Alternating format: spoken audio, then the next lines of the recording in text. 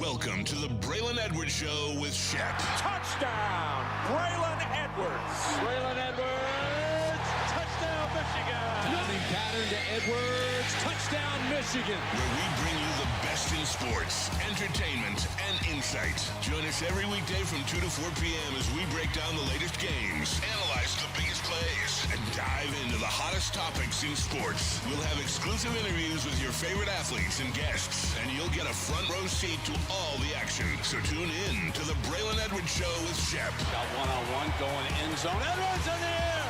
Oh, what a catch by Braylon Edwards. His second touchdown in the game. On the Woodward Sports Network, where sports comes to life. Welcome into the Anson Show. Don't worry, Detroit. Do not worry. Matt Shepard will be here very, very shortly. Braylon is out this week enjoying his family, his friends, and the holiday shout out to Braylon season. Edwards. That's right. Big shout out. But I am joined here by the man, the myth, the Pistons legend, none other than Detroit Kool-Aid. Hey, you know what, man? I appreciate that a lot. And you know what? I think it's only fitting and appropriate if I reveal today's attire to the people as well. I just showed the cam over there. Get your dollars out, gentlemen. But I got a show for you guys here today. It's a very, very, very special T-shirt here today. Do it slow. Are you ready? Oh, slow? Do it slow. Slow, little tease. Hey, belt to that ass, baby. I'm so hurt. Anson. But they're not eliminated yet. What happened? They're still alive. And we'll get into that. I got my own theory on what will happen this week. But Hey, that better draw at least $1 super chat. Somebody throw a dollar bill. Yeah, I told them, gentlemen, get your dollars ready. Listen, make sure you smash that like button, get your super chats in. I know you wanna vent about your Lions. Maybe you wanna rant about your Pistons, but we got somebody who will be talking to us today. In fact, his first week as a full-timer, I guess last week kind of was too. My man, Cam, how you doing, buddy? What up, dog? I'm fantastic. How are you? Yeah, I love the fit, bro, especially with it being Christmas week. Man, you look good in green and white, baby. You wish I did. You do. No, there's no wish. It's real, man. Holiday season. No, I think he wishes he didn't. But the fact of the matter is, Cam, much like our friend Bray, you look brilliant in green and white. I appreciate that. Oh, Those man, are kind man. holiday words there. Thank So, Kind holiday words. I gotta say, Cam, dog. considering the dark shadow, the dark cloud over our heads, look up, Sean, that the Lions have given us, spirits are high here at the network. There's a lot of fantasy championships on the line here. Me and Maz made it to the network final. Kool-Aid was replaced in our basketball league because he doesn't update his lineup ever. We replaced him with Chris Platty, who doesn't update his lineup ever. But hey, man, we're still having a great We're time here. covering Pistons, man. I know. I think the Pistons and the Red Wings, it's keeping things light right now. And the fact of the matter is the Lions are not eliminated yet. So Shep should be walking in here, and we're going to devote this first hour to the Tigers. I'm just fucking with you. It's going to be Lions talk for the first hour, and I don't care what Shep says. Don't tell him when he gets here. But we are talking hoops, Kool-Aid. Are you ready? We talking hoops? Yeah, we're talking Hey, and you know what? Pistons. And before we get into that, just Lil Brian, shout out. He threw us a what? He gave me $2. $2? He says, I got I you. want my $2. Let's go, man. I got to wear my shame today. I have to wear my shame. I feel so hurt, man. I know we're not eliminated yet, but the North, man, are we really kings of the North, or is it all over? I mean, we're the coolest in the North. Are we? We're cooler than Catfish and the Chicago Bears. That's for damn sure. What? We're cooler than the Vikings, and we're certainly cooler than the up north Meth Packers. That's for certain. As we welcome in the elite, Shit. Matt Shepard. He'll be taking a seat here. Matt, we have committed to our Detroit faithful here at Woodward that we will be talking Lions for the first hour, but I have a fundamental problem on focusing on an 8-7 team when we largely ignore the best team in Detroit, they dribble their ball.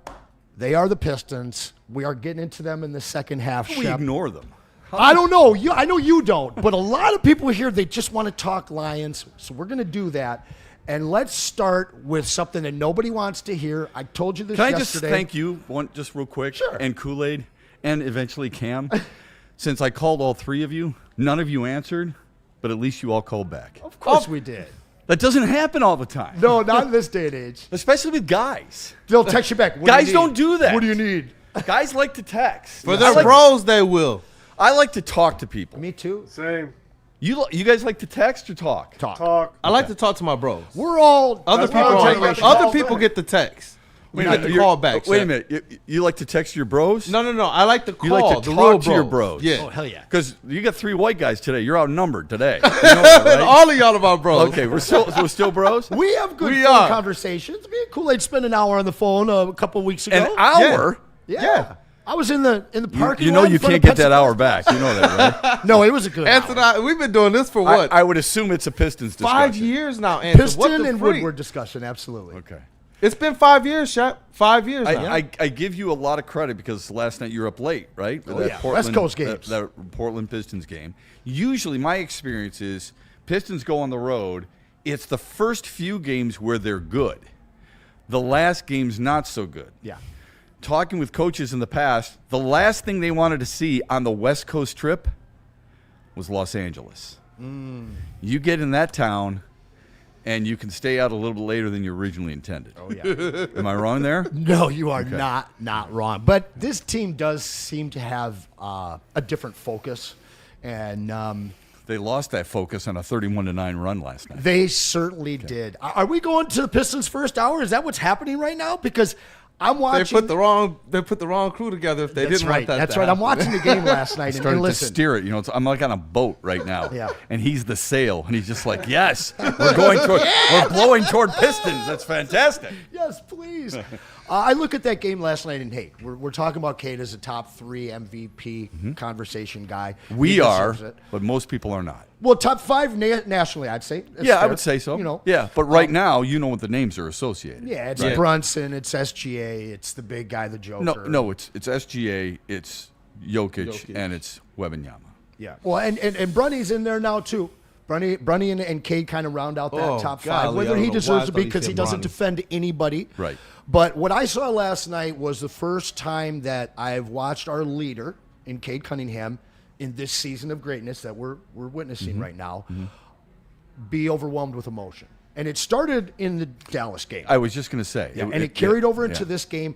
And, I mean, he gets 3 quick fouls, comes back in with 5 fouls, Yeah. and gets baited into a silly offensive foul, and then just throws the ball. And Right. I was really And in case people missed it, he didn't have a foul in the first half. yeah. Okay. Yeah. And I was So that's very what you're impressed with the fact that the team, had his back. They came in and they finished business. But that is something that's going to creep up this season and in the playoffs is that youth and that emotion. Now, the big thing that I saw was when he was off the court, our number 2 is Jalen Duren. They found ways to get him the ball. But if Cade's not on that floor, Well, Sar Thompson came up big too. certainly. You know, you- and Tobias Harris had a big jumper from the wing that was really important. do you believe that we need a true number 3 option scorer? Because Who's right the number now, 2? Duren. And I think I would you- prefer him as a 3. I think we need number 2. Sure. Yes, And that's so why. Ja- So that to me, this is the equivalent of using. And this is not a knock on Jalen Duren. I think he's. You know how I feel about Jalen Duren. I love the guy. Okay. This is the equivalent of Tarek Skubal and then question mark, and then it's Jack Flaherty or Casey Mize or whomever you want to talk about. And the big right? problem is you have to get the ball to Duren. You have to set He's him gotten up. better I know. this year. I've seen him bring the ball up. Sure. We all have. We've seen him bring the ball up full court plenty of times. It doesn't mean I want him dangling on the wing. I'm just saying it is a guy who can do that, right? He can do Yes. that. He can handle a little doubt. bit. I don't worry too much about that, but I wouldn't consider him. I wouldn't consider this team with multiple ball handlers, and I think you could use a guy like that. Like Jokic can bring it up. Wembanyama brings it up. Luka Doncic brings it up. Right? We see Antetokounmpo. These guys. We've got more and more guys in today's league, I think, that are obviously positionless, but they can handle the basketball. So in terms of a guy that can handle the basketball and also be an ISO scorer, Yeah. I don't believe that we have that currently beyond Cade. I don't disagree with that. Okay. So I have a man in mind. Unless you think Jaden Ivey is that. Maybe one day. Okay. I mean, I think by February, March, we'll be seeing what he's capable of as he really, gets back after not playing basketball for a year. But I have a name, which we'll get on the back wall here. Proposed trade that I saw online, and I don't like giving up future capital. Yeah. I'm against these trades. Can I just ask the source first and foremost? If this is just somebody, who likes to play Nerf hoop in their bedroom, I don't know how much credence there is to it. This I'd have to dig back to the source. You want to bring Sadiq Bey back?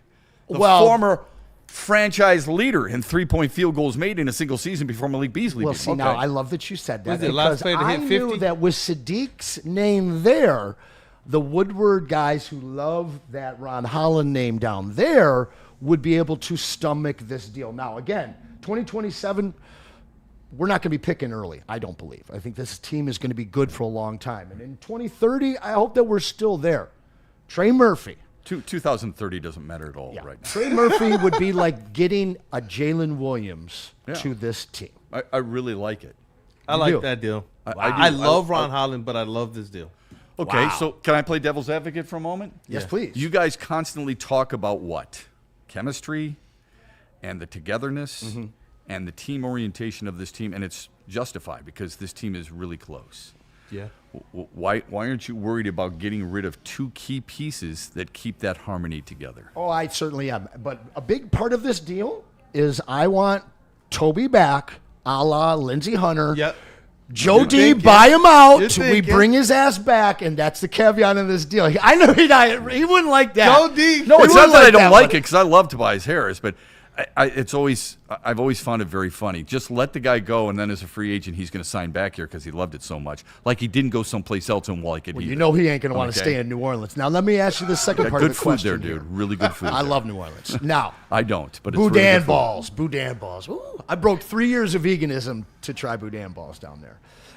Would Joe Dumars be willing to work with the Pistons? Now, Why I wouldn't asked he? you this last week, and I loved your answer. So, Joe D, as we know, the divorce has been brutal. He hasn't been back to Detroit. He wasn't there at the last game at the Palace. He hasn't been any part of anything that's going on here. We've seen Megatron come back. We've seen some people I was just come with back. Calvin last night. I mean, there can be Subtle name drop Shout there. out. There can be. Well, we had dinner. There can be. Subtle dinner drop. My man, elite. No, Matt he Shepard. he did something for the Game Above Sports Bowl that we hosted together. Him, Corey Schlesinger, and I. When it comes to business, I don't think it matters.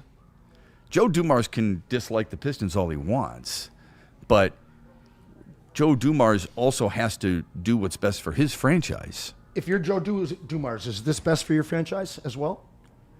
Well, let's face it, Tobias Harris probably is not a guy you're acquiring so you can re-sign him. Yeah. This is about the second bullet point and the third bullet point. And if it's top 5 protected, I don't suppose that would be much of a big deal because, like you said, I think the Pistons will be well below that. I don't know if I would do it if it was top 5 protected just because you're a Cade Cunningham injury away from possibly getting in the lottery, knowing how many teams have a chance to get in the lottery. So if that's a sticking point, then it might be a problem. But if you got rid of that and you said it's Tobias Harris, who can still play, we all know that, who Ron Holland, you can be part of a build around. You're not going to build around him, but he can be part of you. And you get that, I could see why it would absolutely work for Joe Dumars. Yeah. Chet, smash that like. Would you do it if you were the Pistons? Why would you do it if you were the Pistons? I'm going to answer that. Can you put up a poll? Let's see what the chat wants to do. Do you like this trade or don't you? I'm hearing something and remembering something from the summer where they basically, Trajan and JB, both talked about this team being ahead of schedule. And the fact that they've accomplished what they've accomplished, they deserve to have the chance to stick together and see what they can do. And chemistry, I agree, Shep. is probably the greatest thing that this team has going for them right now, much like what I see over in OKC. Well, the best thing this team has going for them is Cade Cade Cunningham, Cunningham. of course. Yeah. But beyond, a lot of teams have a star, but this guy Yeah. is truly a top 5 star in my opinion. But beyond that star, the chemistry is really there.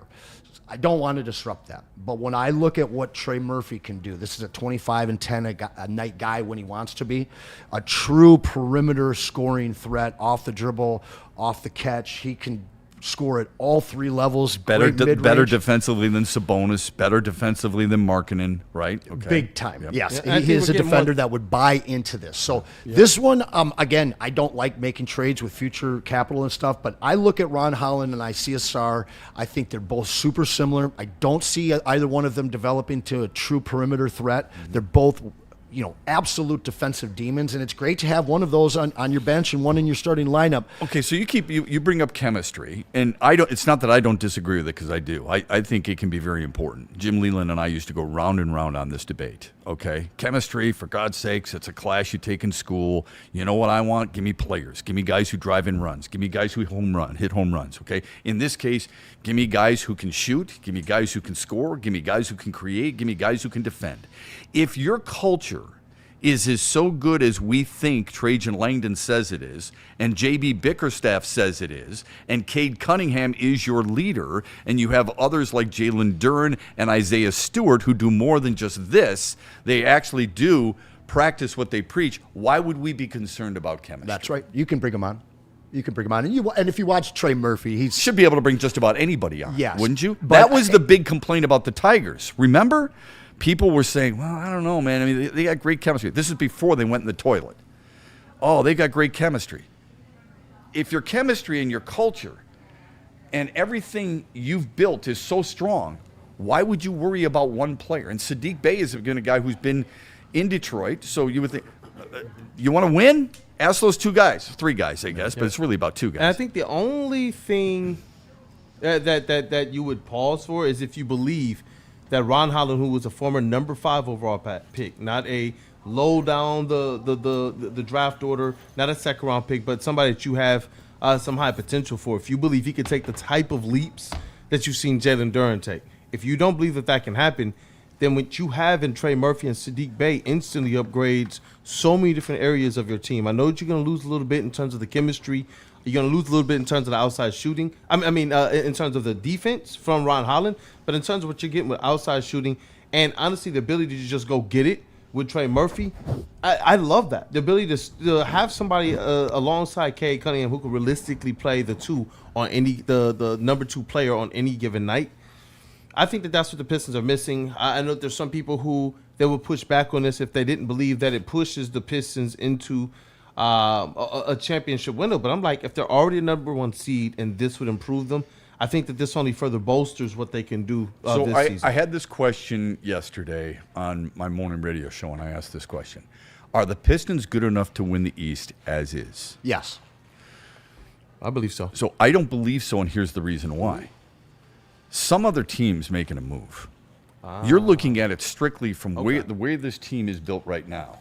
If they go past the trade deadline, if you and I were pissed that the Tigers didn't do anything and there was a window there, and that the Lions have suddenly missed their window over the last 2 years, and they should have done using something. that window word. Yeah, right.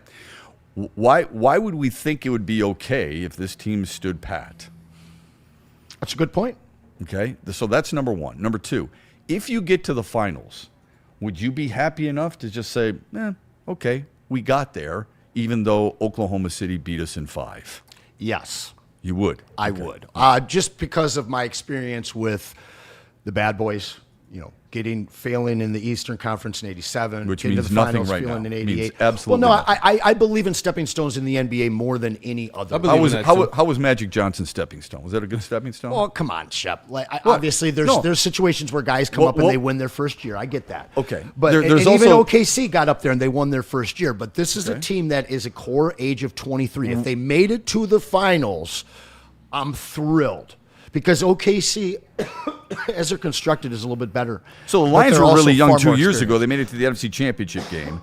And The next year failed. But stepping stones in the NFL don't exist the way they do in the NBA, in my opinion. Yeah, I think we get caught because we're in Detroit and because we had that blockage of what was the Celtics and the Bulls had the blockage that was the Pistons, that we automatically think that there are stepping stones. And I think if we're going to sit there and try to preach to everybody that sports is different these days in so many different ways, I think that in part makes it different too. I don't think there are necessarily stepping stones, and I don't know if there necessarily has been ever. I mean, the San Antonio Spurs with Tim Duncan, what was the biggest frustration and stepping stone there? When George Gervin and Artis Gilmore and guys like that were playing for San Antonio and couldn't get by L.A., it didn't pay off for them. Yeah, I get that, Shep, and we can point to example after example, but those teams, I'm glad. Those teams seemed limited.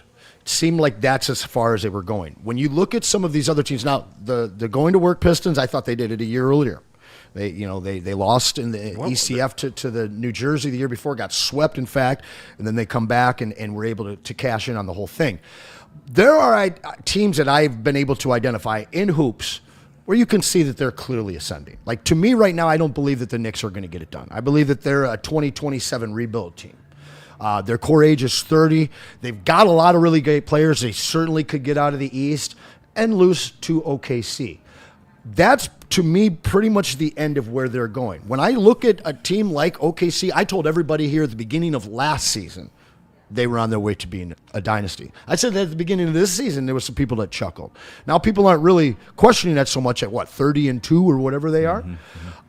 There are certain teams that are built certain ways, and Good you can old see them Pistons West. on ascent. Like I would say the one team that seemed like they were about to do this and then got destroyed by injuries was the perpetual rebuild of the Philadelphia 76ers and Embiid and Thibault. Not I Indiana. call that Not trash. Indiana. That trash heap. Well, but they had the young pieces, and it seemed like they were like doing it the right way, getting a bunch of young people, and then they kind of made some stupid trades, They got didn't have the impatient, and Embiid got hurt. What's the right way? And by the way, OKC's 26-3, so just FYI. I think identifying that leader. The Pistons went after Cade Cunningham specifically because they used the word connector and his leadership. And when you can have that in a guy who's as talented as him, a guy who's going to give his all, I think that matters. A lot of tremendously. guys who give their all, though. I don't know. You look at Ben Simmons. I don't we know how act much like giving we your act all like is. Cade Cunningham is so different than anybody else.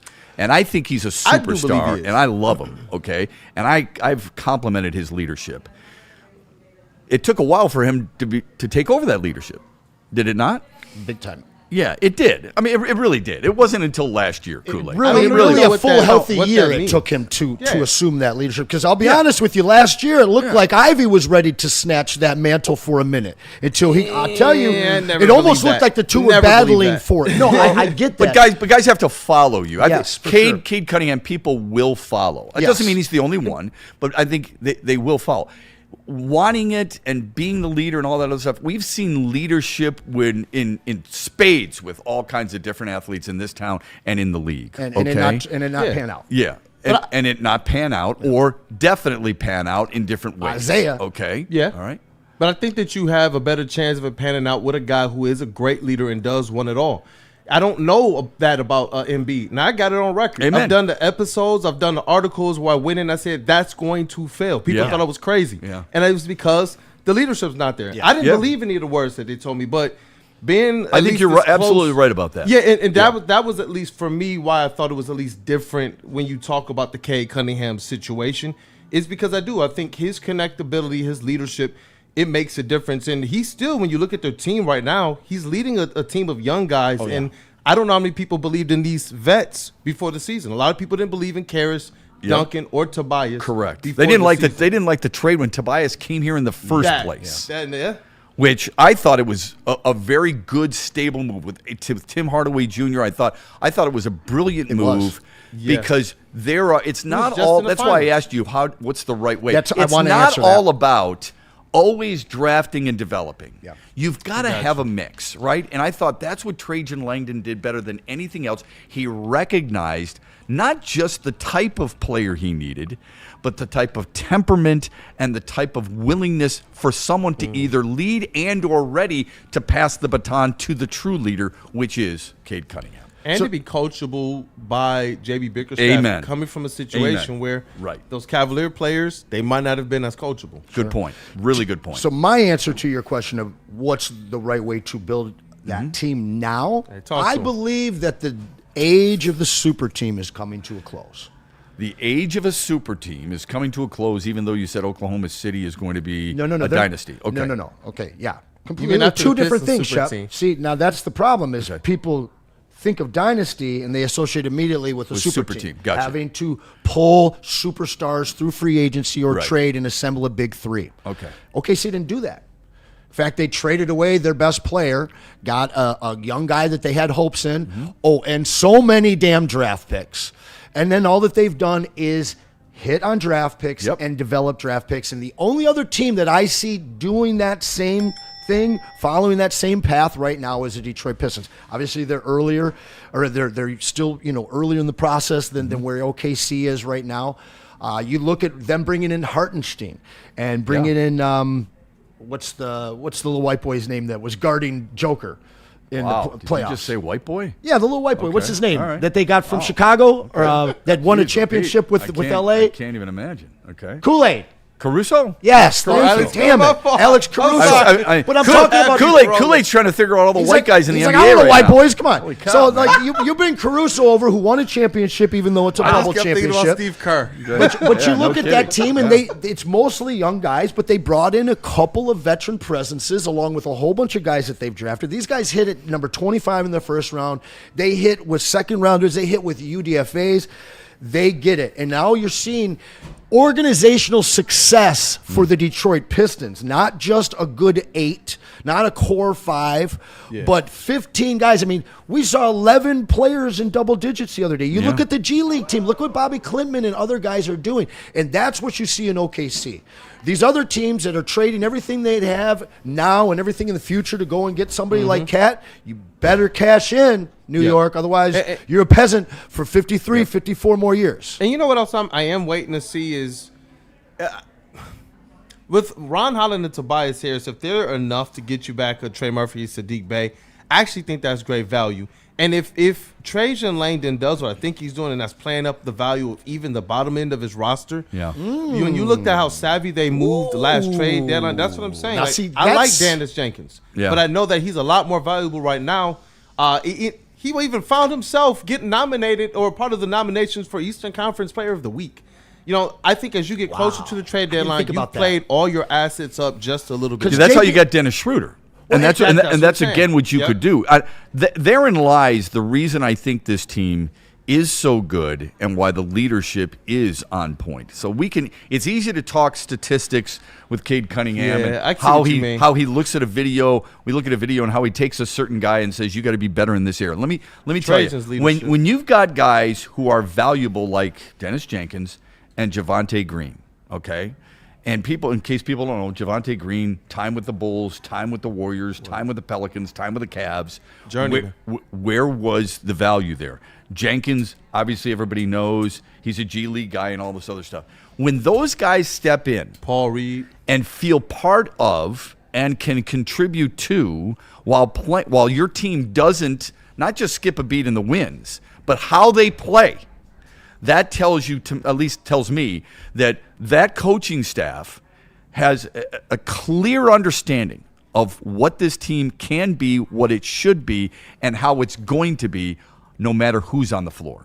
I love that. And to Hey, bars. to double down on your point there. Double down. I think we're getting close to a break here. I got to say this though. People are it's only 2:30. really giving JB a lot of flack for playing too many guys. Who is? I've heard Who a is lot. doing I this? see some I've people on seen it where they're social like, media. I'm like, why you're do we first need an place. 11, What are we 12-man talking about? rotation? And I'll be That honest with you, I defense. was kind of asking the same question, even though everybody looks like they belong out there. But, bro, They expend a lot of developing energy. those bottom tier guys God, for a move. 23 and 6. Hadn't even thought about that, pal. I don't know, man. I mean, if I'm you, I'm questioning everything JB Bickerstaff does because they're 23 and 6. They've won 8 of 10. They're in Shep going to Shep. Holy mother of God, man! I mean, what? So if I guess they got to be 29 and 0 in order for you to do that, right? I mean, in order for you to question it, I'm not saying you can't question what he's done. Don't get me wrong. Everybody can question it, I suppose, but. You're pissed off because he's playing too many guys, and how about when they're kicking everybo's ass and he's putting guys out on the floor? Is that all right? You know what? I do have a problem with Holy JB. God! Can somebody take JB to a review class? This guy can't get a challenge for the life of him, man. I texted the group chat last night. I was like, Pistons are finally going to get a challenge. I saw that. I was like, what is I don't know Anson what I was talking thinking. about? I don't know what I was thinking, man. No, it's not. He Hey, is shout out not to our good new at president, though. What's that? Shout out to our new president, JB Bickerstaff. President of the Coaches Association. Rick Carlisle stepped down yesterday. Yeah, I saw that So because he JB got was voted canned, in. right? Let me ask you this. So many people love Rick, too.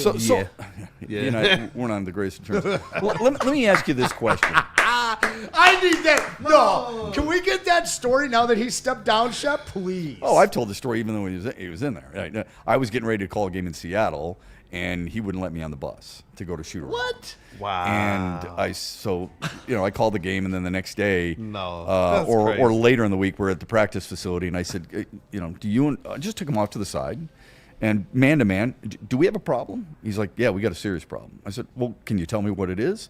He said, yeah, I'll tell you after practice. So I stick around. He says, players don't like the way you ask questions. And I said, I just laughed. And he said, what's that? And I said, you mean you don't like the way I ask questions? Yeah.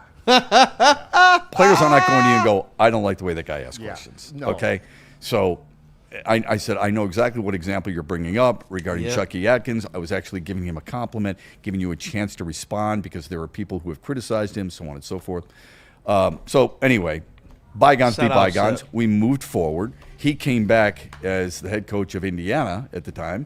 We were all circled around him. He was shaking hands. He looked at me, went to like that, and I looked at him, and I said, you can move on. Oh, We're good. Shep. We're good. You know, when he came back with Indy. It's no big deal. I mean, it's not a huge. I mean, I'm not beaten up by it by any stretch, and he sure as hell doesn't care. I think he was a hell of a coach. Yeah. I think Yeah, an excellent coach in Indiana and an even better coach in Dallas. I have no problem with that. What's admitting that at all? He's got just 3 because. rings, 2 as a player, 1 as a real. coach. Yeah, I mean, 2 as a player, 1 as a coach. Yeah. He was a Celtic. So- You know, he came back with the Pacers, and he was standing in front of me all frustrated one moment. Rick, why does everyone hate you, Rick? And he literally turned right to me, and he goes, I don't know. You know what? Good sport. I don't know. I brought Bruce Hornsby here to play the national anthem at the Palace. I don't know why people hate me. It doesn't make any sense He to was me. a great stepping stone coach. He's a really good basketball coach, and you know what? He'll coach in the NBA again, I'm sure, if he wants to, and he should, because he's really, really good. Yeah. Anyway, we got to go to a break because Kool-Aid's just throwing darts at me through his eyes, saying time you've for gone justice, way too long. bro. It's time for justice, So Shep. let's get a quick timeout. We can stay on this topic if you in the chat are smashing the like button and want to continue, or we can shift gears, downshift. That's Anson's got one of those. 67% of the people said no. They don't want to do the trade. Really? It That started off shocks over me. 60. 67%. That shocks me. But they want to give up everything for Trey core surgery Hendrickson. I need them to throw it in the chat why they don't want to do this trade. Because they want to trade Sar instead. Hold on for a some second. reason. Trey, you wouldn't trade for Trey core surgery Hendrickson, but you want to keep certain guys who've also had surgeries and had injuries. Let's be careful, okay? In hindsight, let's be really the careful Trey before you Hendrickson start trade ripping would've on been people terrible. who want Trey Hendrickson here because this guy has Core 17 and a half surgeries don't happen flipping overnight, sacks each Shep. of the last 2 That was years. existing. This is the same guy who's That's probably not like bitching Bud, left dog. and right. God damn it. You know what the problem is? We can't get a pass rush. I can't stand Marcus Davenport. I don't know Not who me. AQDM is. Not me. But damn it, I want a guy like Trey Hendrickson. Oh, but he's having core surgery, so we can't have him. Please. Shout out Maz. Shout out Maz. Shout out Ben Johnson. Fire. Go. Tell Tell them about it, Mr. Anson Wells. Oh, well, hey, I'll wing it, man, because sometimes you're out winging things and, well, things happen and you need justice. Sometimes, the insurance company, they don't want to pay out. You need justice. Sometimes you're a Lions fan and you need justice. Man, you got to call Venn Johnson, whatever it is. Head on over to VennFights.com. They'll get in your corner.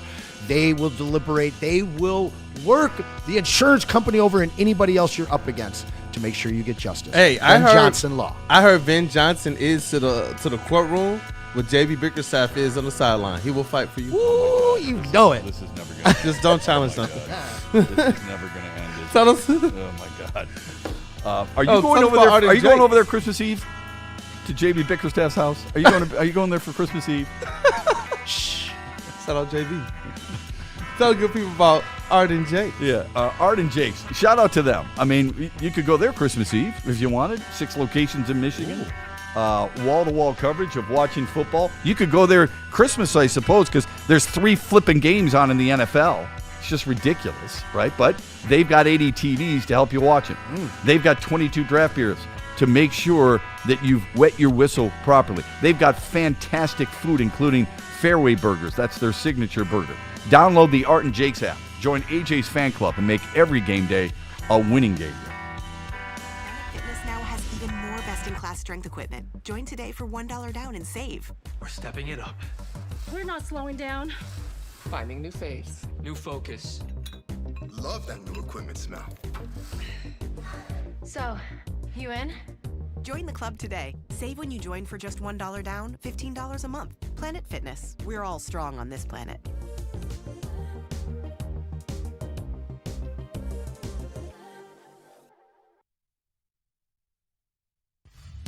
Every Sunday, there's only one place to get all your kneecapping, hard-hitting Detroit Lions coverage. Start your Sunday with the Lions Weekly Report with Broder and Terry Foster. Then, the Lions pregame show with Neil Rule and Sean Baligian. At kickoff, keep it locked in for all the emotions of the game with a live watch party with the heavyweights. Then, recap the game with the Lions postgame show with Anson. Game days, there's no other place to be than Woodward Sports. Live all game day. Go Lions.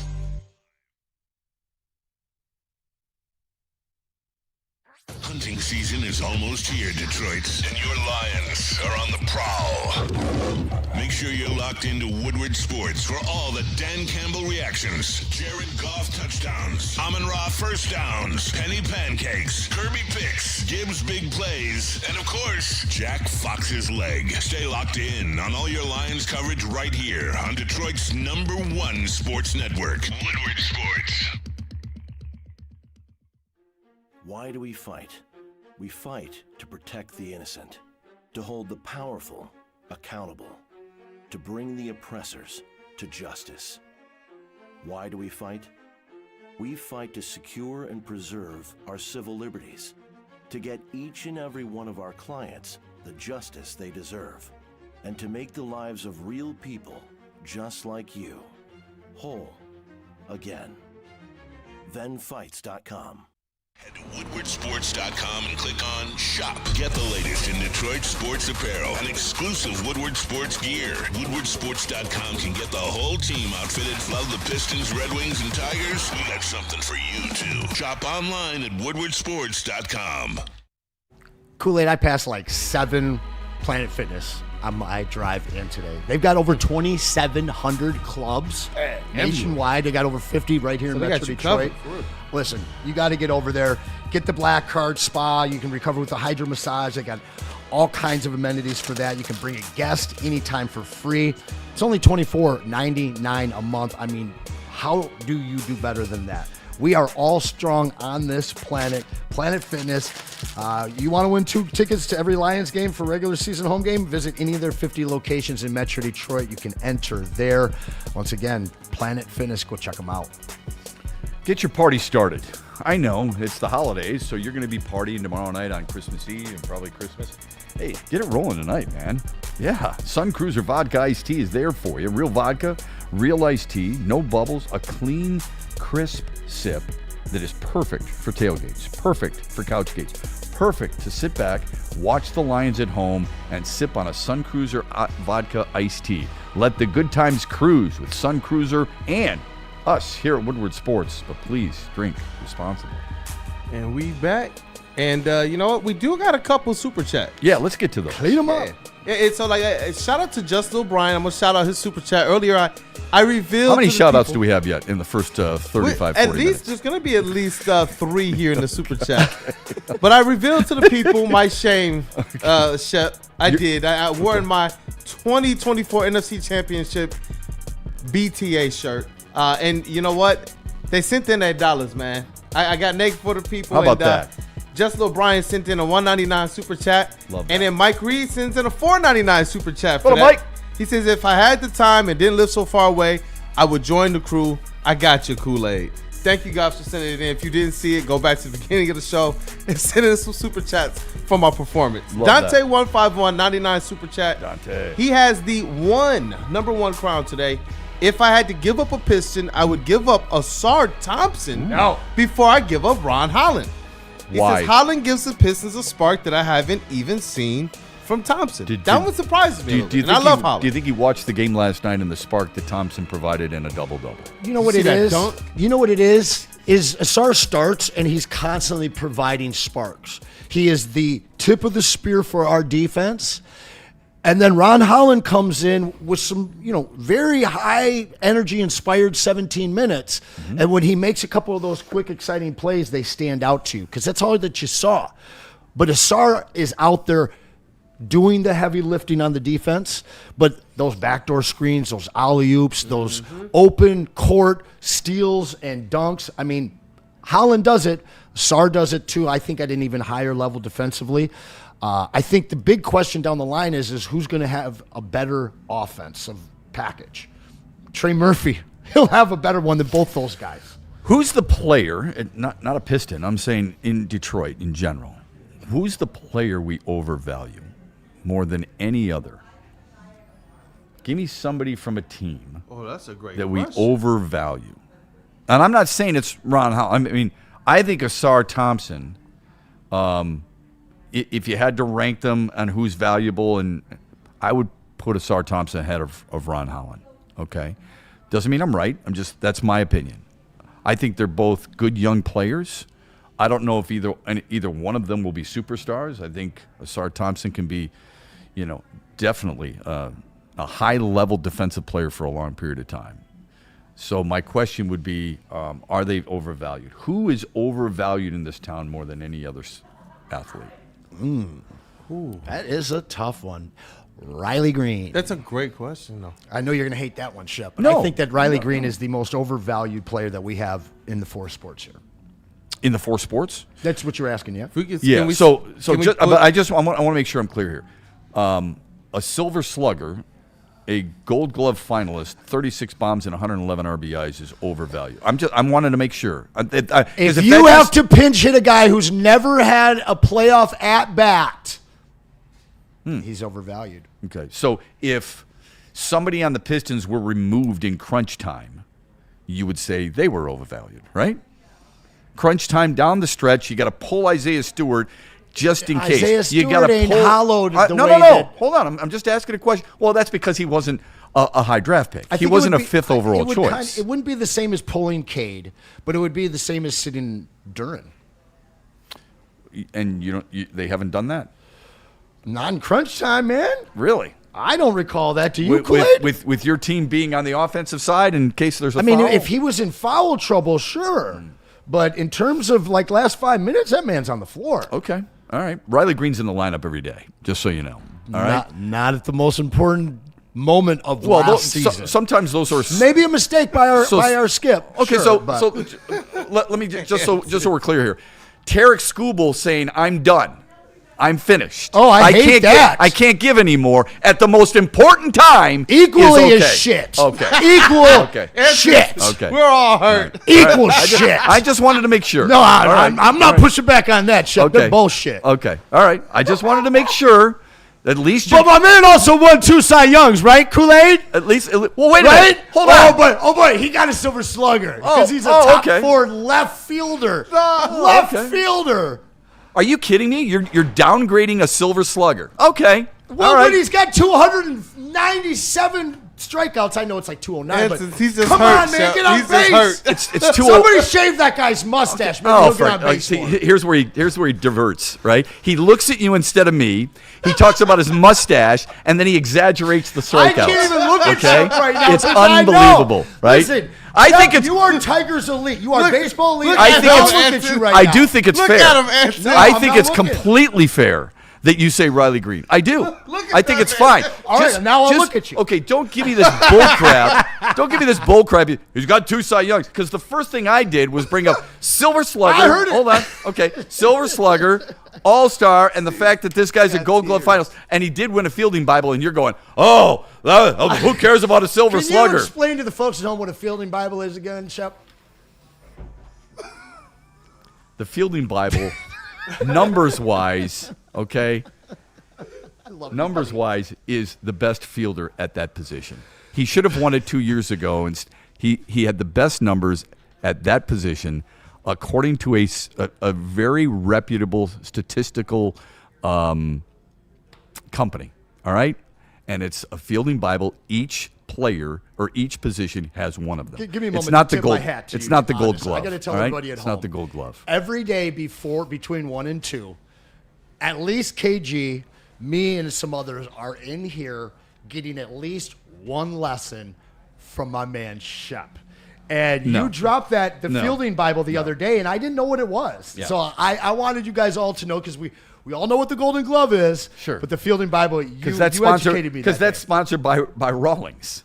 There you go. That's why you know Baseball elite, Right, this man. Right. Well, anyway, I understand, and I think there's a lot of people who agree with you with Riley Green. I don't, but I think he's on that sphere. I'm not mad at it, don't by any stretch. Just don't give me that, he won a silver. Winning a Silver Slugger is pretty impressive, okay? Being an All-Star is impressive. His WAR, impressive. You need guys like that on your team. If this team, I said this a year ago, if you want to win a championship, and that's what you said during the summertime that you expected, okay, you've got to have a team WAR of somewhere in the neighborhood of 28, 29, 30, 31. Yes, sir. That's where the Dodgers were. That's where the Mariners were. That's where the Blue Jays were, okay? Detroit's WAR is 19. He's got a high WAR. But he should be your third best bat. Not your best bat if you're trying to win a World Series. Who's your best bat then? He is. Okay. And that's our problem. Is as much as I people don't- talk about pitching, I we don't don't have disagree enough with hitting that. at all. I don't disagree with that. I've said that ad nauseum. Need a right-handed power. Everybody's talking about Scooble and the amount of money that you're going to spend on. You need a right-handed power bat. You need a third baseman. You need a number 2 pitcher as well. And they've addressed some of the bullpen. Okay, so it's Riley Green for you. Fair enough. Again, I'm not going to agree, but I don't think it's necessarily a wrong thing. Who's yours? Kool-Aid, who do you got? Overvalued? Overvalued. I don't even want to say this man's name right now because I get he's coming off injury, and it's not the name you think, but it's Aleem McNeil. Hell yeah. I think right now it's him.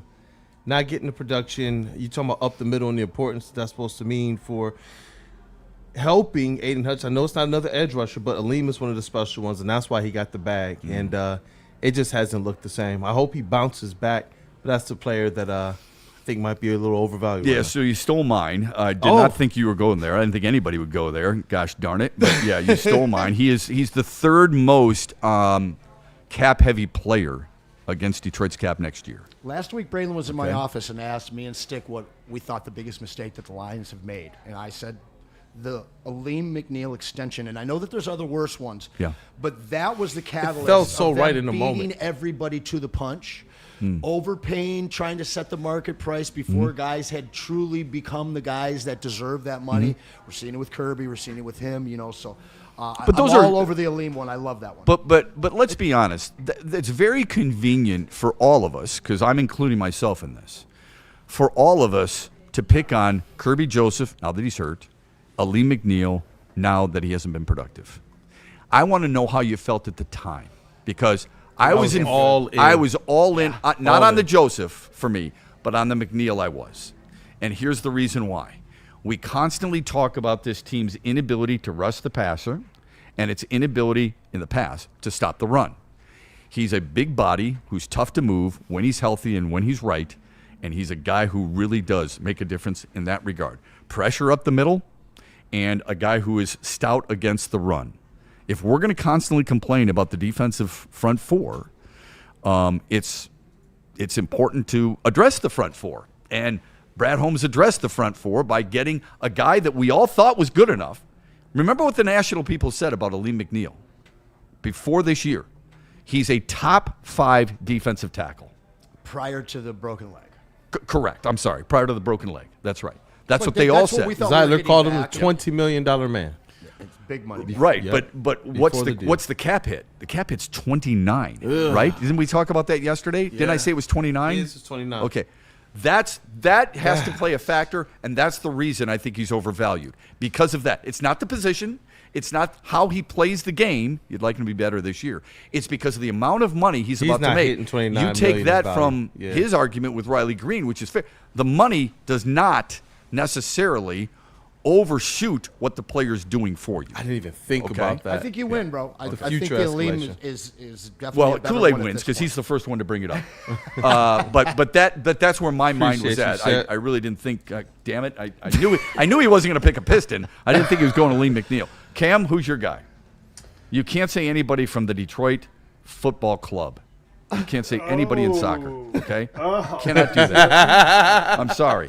I mean, where my mind went to was Penei Sewell. Whoa! He hasn't been the dominant force this season as in previous seasons. Wow. All right, who? Easy's just almost drove into a telephone sign. Well, can I take Easy loves him, right? Yeah. So can I take Easy's position with you, if that's all right? How much are you concentrating on Penei Sewell when you watch a game? You realize he's still graded out as one of the best right tackles in all of football, right? Sure. Okay. Cam is unimpressed. That's awesome. I mean, he wasn't, in my opinion, he wasn't as elite as he. I wouldn't consider him elite this season. Oh, I do. The past two seasons, sure. I'd consider him elite, but I think that the problems with the rest of the offensive line exposed him at times. He has a And little I think support. But when you've got a whole line where all 5 of you guys are working in concert like they were last year, everybody shines. And I think that there were just enough holes on that line where everybody broke down at times. So coming into the season, he was ranked number 1 in tackles. Who's a better tackle? Who's the elite tackle? This is where my mind goes. Lane, right? But Lane Johnson's been hurt for a good 3 weeks or so. Penny's dinged up too, though. We saw at mid-season he was favoring his shoulder. Which should tell you right there that, I mean, he's still elite even with the injury. He's not coming off the field, man. So I think that tells you something. Who else is going in, though? Who else? Who It doesn't matter who else would go in. It's the fact that he's staying in, at least in my mind. Who's the elite tackle that you want him to be like? I don't have it. Come on, brother. I mean, you got to know your shit when you're coming here. Steve Wilds Let's go, baby. Steve Wilds is agreeing. Tristan Wirfs? Is that what you want? You see Steve Wilds in the chat. He's agreeing. He likes your shirt, Cam. He likes your shirt. How do you not like that But he's shirt? like, Penei is way overhyped. He's been pretty average this year, maybe due to injury. Does seem like he's banged up, says Gumby. And then Steve Wilds doubles down. He says he can't stop speed rushers. To be elite, you have to be elite at that, too. Now, my thing is this. When you have a strong offensive line like he did last year, you can key in on whatever rusher you're seeing. When you have holes and you're worried about the gap to your left instead of just to your right, you watch a speed guy go right by you all of a sudden. How much do you think the matchup with Parsons is probably what weighs That's heavy? stinking in people's heads, man. It's That was- bad taste that's been left in our But it was lives. one time, right? No, one time. both games he kind of Well, got. Yeah, one game was like, So whoa, the- you the- lost. So here's the best Thanksgiving, right? Here's one Yeah, of the best the other one quotes was of all there. time, and it came from a kid at LSU by the name of Will Campbell, who was a first-round pick by the New England Patriots, and he said, basically for tackles, you could win every single play against a guy, and nobody would notice. You lose one, everybody notices. You get judged on. So he says, think about it. If a guy has 17 sacks, we just talked about Trey Hendrickson, right? And I said 17 and a half sacks. That is an average of 1 a game. And we think he's elite, which he is. We've just brought up how many snaps. I don't know the answer to this, by the way. How many snaps did Penei Sewell square off against Micah Parsons? Be a good question. In those 2 games, how many times did they do battle? Parsons won twice with sacks. He may have won more. I'm just asking. He may have won more because he may have made a tackle on the edge or something like that. This philosophy that he has trouble against speed rushers, I want to know where it comes from. Give me the examples besides Micah Parsons. You realize the best tackles of all time, Anthony Munoz got beat once in a while. I hate to tell people this, but Lane Johnson has gotten beat once in a while. Tristan Wirfs, Christian Darrisaw, Trent Williams, they've been beaten. Are you expecting your guy to never lose, or are you expecting to win most of his battles? Because if you're expecting the former, you're living in a la-la land. If you're expecting the latter, you've got your guy. That's all I'm wondering. Yeah, I mean, I don't want to push too hard on Penei right now. That guy is the leader of that offense. I know that it's Jared Goff, but when it comes down to it, it's Penei Sewell. Is there another team that would say no to taking him? No, hell no, not a damn team. Then I think it's hard to now.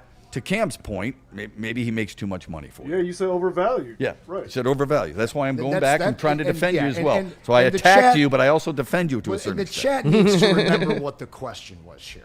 Overvalued. It's an overvalue. Correct. We're not trying to break down our guys on our team and say that they're not good enough or anything. We're talking purely overvalued. Just overvalue because and Riley Green makes $760,000 a year. But go ahead. No, and I think it's a great conversation because you're going into next year. People are going to be livid if these teams do not move the needle next year. And Dante151, he asked this: could you say that Alex Anzalone is overvalued?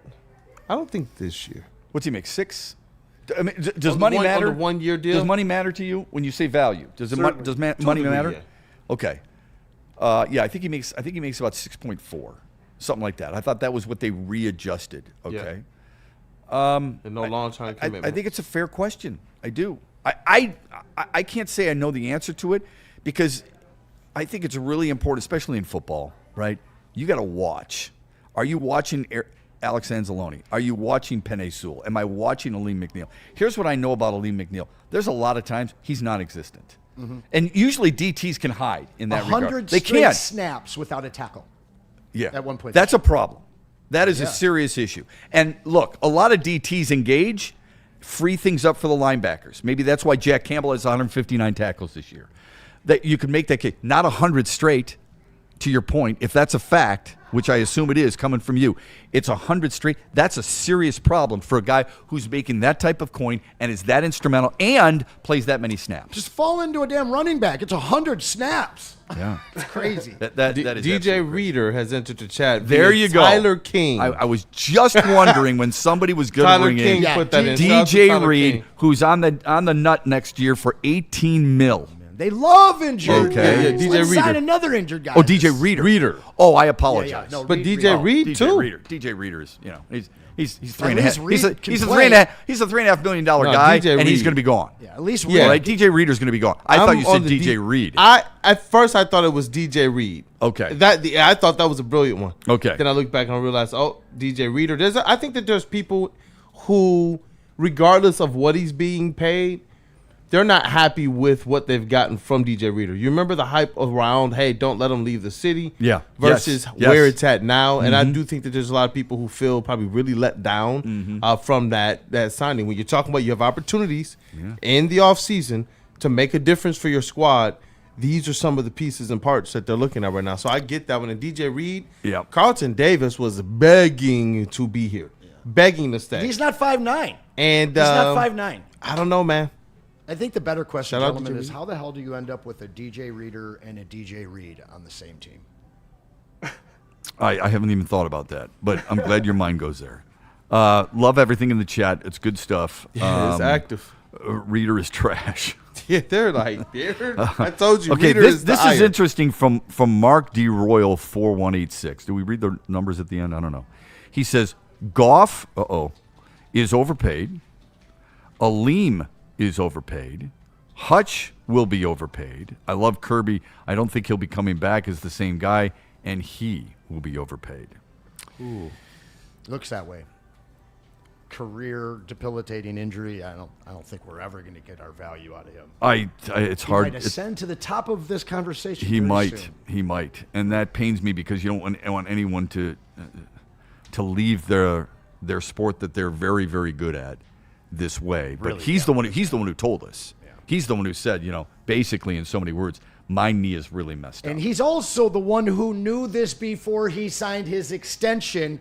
Lions, where is your due diligence? How did you miss this? I don't get that one. Like, that was there.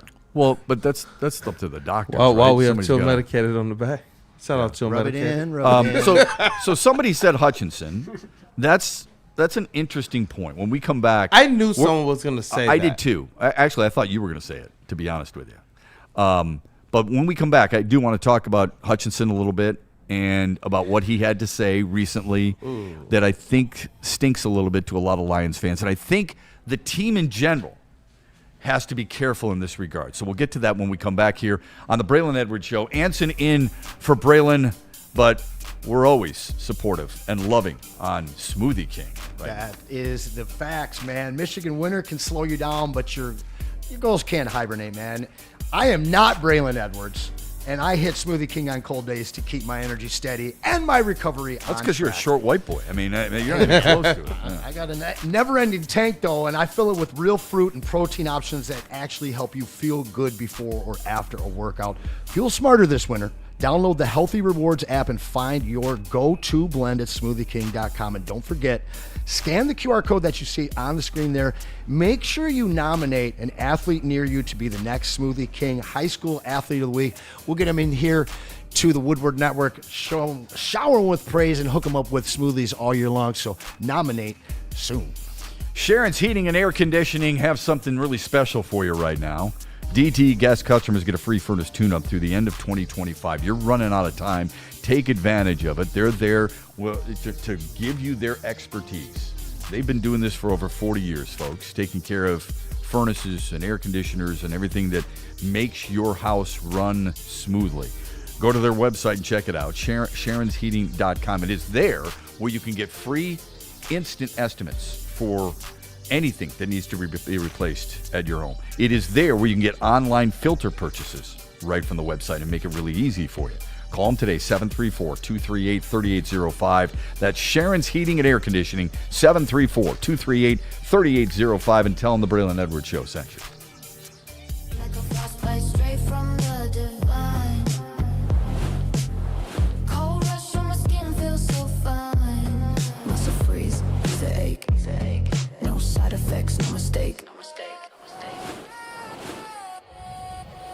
Sub-zero, icy and true. Feel the chill. It's all for you. It's not magic, just science play. Chill Sub-zero. Big injuries, big news. Twice a week, Dr. Jeff Pierce from Michigan Sports and Spine joins Woodward Sports Network for the Injury Insider Report. Big D Energy Tuesdays at noon. Braylon Edwards and Shep Thursdays at 3:30. Get expert analysis and in-depth breakdowns on the latest sports injuries from the man trusted by top athletes in the community, like D-Mac. Whether it's the Lions, Pistons, Tigers, or Red Wings, Dr. Pierce talks us through it all. Don't miss the Injury Insider Report with Dr. Jeff Pierce, your go-to source for understanding the impact of injuries on the games and players we love. Only on Woodward Sports Network. Scan the QR code on the screen or go to MichiganSportsandSpine.com to see if Dr. Jeff Pierce can help you. Looking for your daily sports fix? Look no further. Join Braylon Edwards, the University of Michigan legend. Lofting it right corner of the end zone for Braylon, up in the air. Touchdown, Michigan! And Shep. Do you believe this comeback? Your favorite sports commentator as they tackle the hottest topics in the world of sports. Catch the Braylon Edwards Show with Shep, Monday through Friday from 2 to 4 p.m. on the Woodward Sports Network. Get ready to laugh, learn, and love sports like never before. Hunting season is almost here, Detroit, and your Lions are on the prowl. Make sure you're locked into Woodward Sports for all the Dan Campbell reactions, Jared Goff touchdowns, Amon-Ra first downs, Penny pancakes, Kirby picks, Gibbs big plays, and of course, Jack Fox's leg. Stay locked in on all your Lions coverage right here on Detroit's #1 sports network, Woodward Sports. Every Sunday, there's only one place to get all your kneecapping, hard-hitting Detroit Lions coverage. Start your Sunday with the Lions Weekly Report with Broder and Terry Foster. Then, the Lions pregame show with Neil Rule and Sean Baligian. At kickoff, keep it locked in for all the emotions of the game with a live watch party with the heavyweights. Then, recap the game with the Lions postgame show with Anson. Game days, there's no other place to be than Woodward Sports. Live all game day. Go Lions. Looking to upgrade your relaxation game? Check out Massage Chair House in Bloomfield Hills, the largest massage chair room in the Midwest, with top brands for massage chairs like Infinity and Osaki, located near the corner of Woodward and Long Lake Road. Experience luxury comfort with Dr. Eric Duncan, the Wellness Doc, creator of the top YouTube massage chair review channel. Book a visit at www.massagechairhouse.com or scan the QR code. Massage Chair House, your ticket to ultimate recovery and relaxation. We here in Detroit, I've said this for a long time, we care a lot about our athletes. We don't have the shiny buildings of New York or the plays of Chicago or the beaches of California and things like that. In Detroit, our heroes are our sports figures. We gravitate to them because they gravitate toward us, and they are outstanding not just on the field of play, but in the community as well. Nobody epitomizes that more than Amon-Ra St. Brown of the Detroit Lions. He can give you example after example. He won't because he's very modest, but we can share that with you. That's why Lady Jane's, Woodward Sports, and Wicked Awesome Wishes has partnered with Amon-Ra St. Brown's Foundation. We're going to host a main event, and it's going to take place on January 5th from 4 until 7. And it's going to help children facing life-altering challenges and illnesses. It's taking place right here in the main store of Lady Jane's 28 statewide stores here in Birmingham. It's going to be a night of unforgettable memories for those kids and for all of us here. They're going to be able to chance to dye their hair blue, just like Amon-Ra St. Brown has done in the past. They're going to have a special dinner, a lot of fun activities. So we invite you to please tune into Woodward Sports live Monday, January 5th. We will share and support this amazing cause, and you can help give to the cause by going to stbrownfoundation.org or wickedawesomewishes.org. Two different ways, one great cause. Happy holidays. I'm pretty excited for this one, Shep. I'm not You gonna should lie, be. man. I'm fired up. It's gonna be so cool. Fired man. up. Absolutely. Yeah. He's just a true role model. And that's dangerous to say about athletes a lot of times. Him, I'm okay with that. I remember I had... Shout out Amon-Ra. Shout out Charles Barkley. No role model. Or not. I had some good friends who unfortunately lost a child. And they used to say all the time, we never let Timmy wear a jersey with anybody else's name on it unless it's ours. Except for one player, and he was a big Tigers fan. And it was Curtis Granderson. And Randy was great. I remember telling that to Curtis Granderson, and he wore in most of his games that I can recall, the rest of that season in which Timmy was lost, he wore his wristband. And I got Curtis to meet the family. And they were so impressed with him that it validated why they allowed their son to wear his name on their back. And I think a lot of people would feel the exact same way about Amon-Ra St. Brown. So Granderson, I got a lot of time around him. My old business partner was very close with Curtis, and truly one of the most spectacular human beings that we've ever had in Detroit, whether he put on a jersey or not. 100%. And I think Amon-Ra St. Brown is very similar in that regard. So in the chat, when we were talking about players we have overvalued, somebody had mentioned Aiden Hutchinson. And I figured that was coming. And I'm not going to say it's wrong because I think we want impactful players at that position and impactful players who just signed a massive deal, right? Even though I think his cap hit next year is about $10 million, $10.5 million. So if you're looking at value, I just want people to realize that. If I asked you how many sacks he has or where he ranks among the best pass rushers in the league, where would you say? I'd be really off. We played this game a little bit during the break, and I was way off. I forgot that he had 2 over the weekend. I thought he was sitting around 7, which would put him between number 20 and 26. Mm-hmm. He's actually, I looked a little even further. There's only 2 teams that have 2 guys in the top 15 of sacks. It's Houston and our very own Lions. Right. So Houston, with Will Anderson Jr., who I love, has the same number of sacks as Aiden Hutchinson. They both have 7.5 or 11.5 sacks, and both have played 15 games. Now, Will Anderson has 6 more tackles for loss. Hutchinson has more quarterback pressures. And Will Anderson wasn't coming back from a shattered leg. Right. So, not making excuses for Aiden Hutchinson. Braylon and I have talked about this pretty regularly. We have seen at least 2 games where he has not been a factor. Disappeared, in fact. And that's a problem, all right? But his overall body of work, he's on pace, as we can tell. He's got 2 games left. He's on pace right now for about 13 sacks. Is that good enough? Probably not. But it's not as bad as I think a lot of people feel, at least if you're going by numbers. It's not like you can say, well, that's a worthless home run. We're down 13-0. Thank you, Javier Baez, for going solo opposite field and making it 13-1. That home run doesn't mean much to me. 13 sacks out of a guy that had his leg hanging off the way he did last year, coming back. That's good contact. I'm pretty damn happy with that. Now, I need to see over 15 next year, though. Flat out.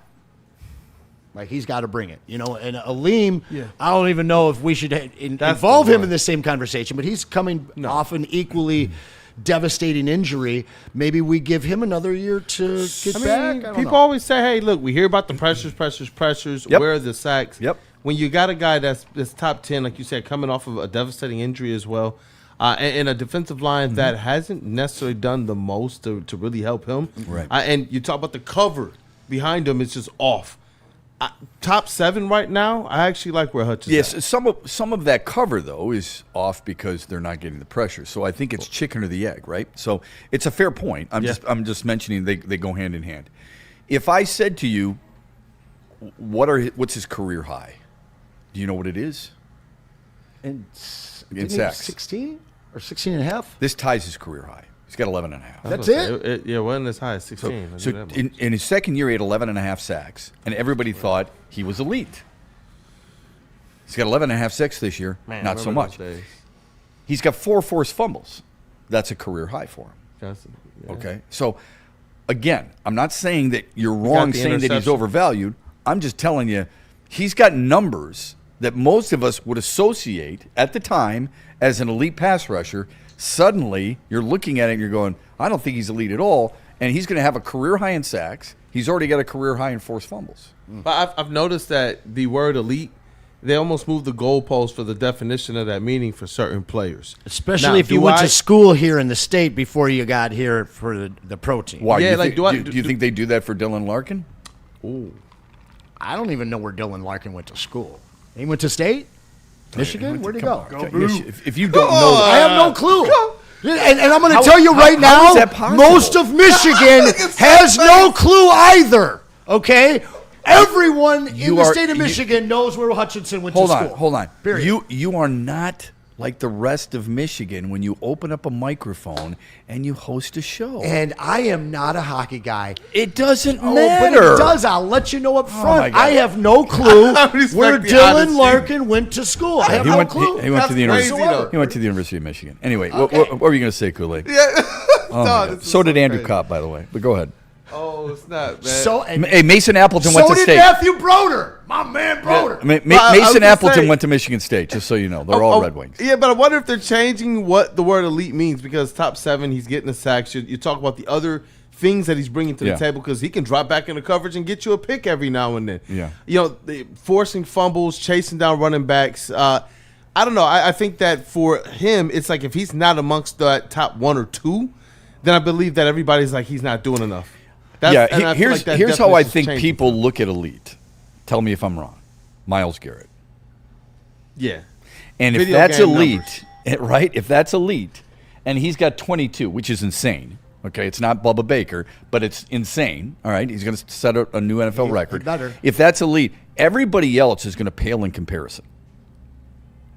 So unless you think it's from a financial standpoint, which I understand why money comes into play, and before you go to Micah Parsons has played 1 fewer game than Aiden Hutchinson, and Micah Parsons has 1 more sack. And we all know how hard it is, at least from what we've recognized, how hard it is to get sacks.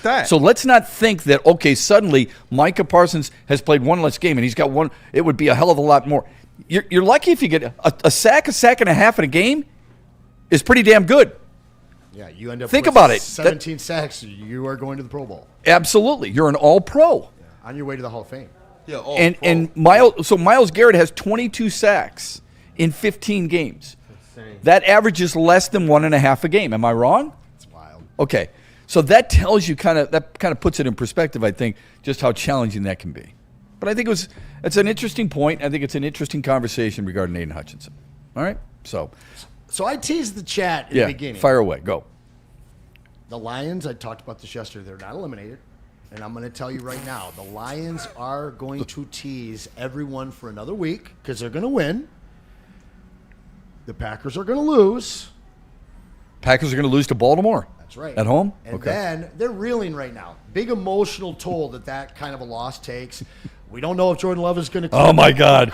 It's crushed them. Oh, my God. Being up 16 points and losing in overtime takes an emotional toll. They've already forgotten it. Maybe. So what is it? 2 wins for the Lions, 2 losses for the Packers? Well, yes. So no, this is what's going to happen, and I hate to tell you this. I'm going to save you beforehand. That's what's going to happen. We're going to see that this weekend. Okay. All week long. Lions fans know we got a chance. Lions and Bears get flexed to Saturday. Lions win in Chicago. And then Sunday, the Packers slit our throats and win in Minnesota. Okay. And the Lions miss the playoffs at 10-8. Couple questions here. Have you been drug tested? No, I'm just kidding. Not a long time. And I passed. Quick question.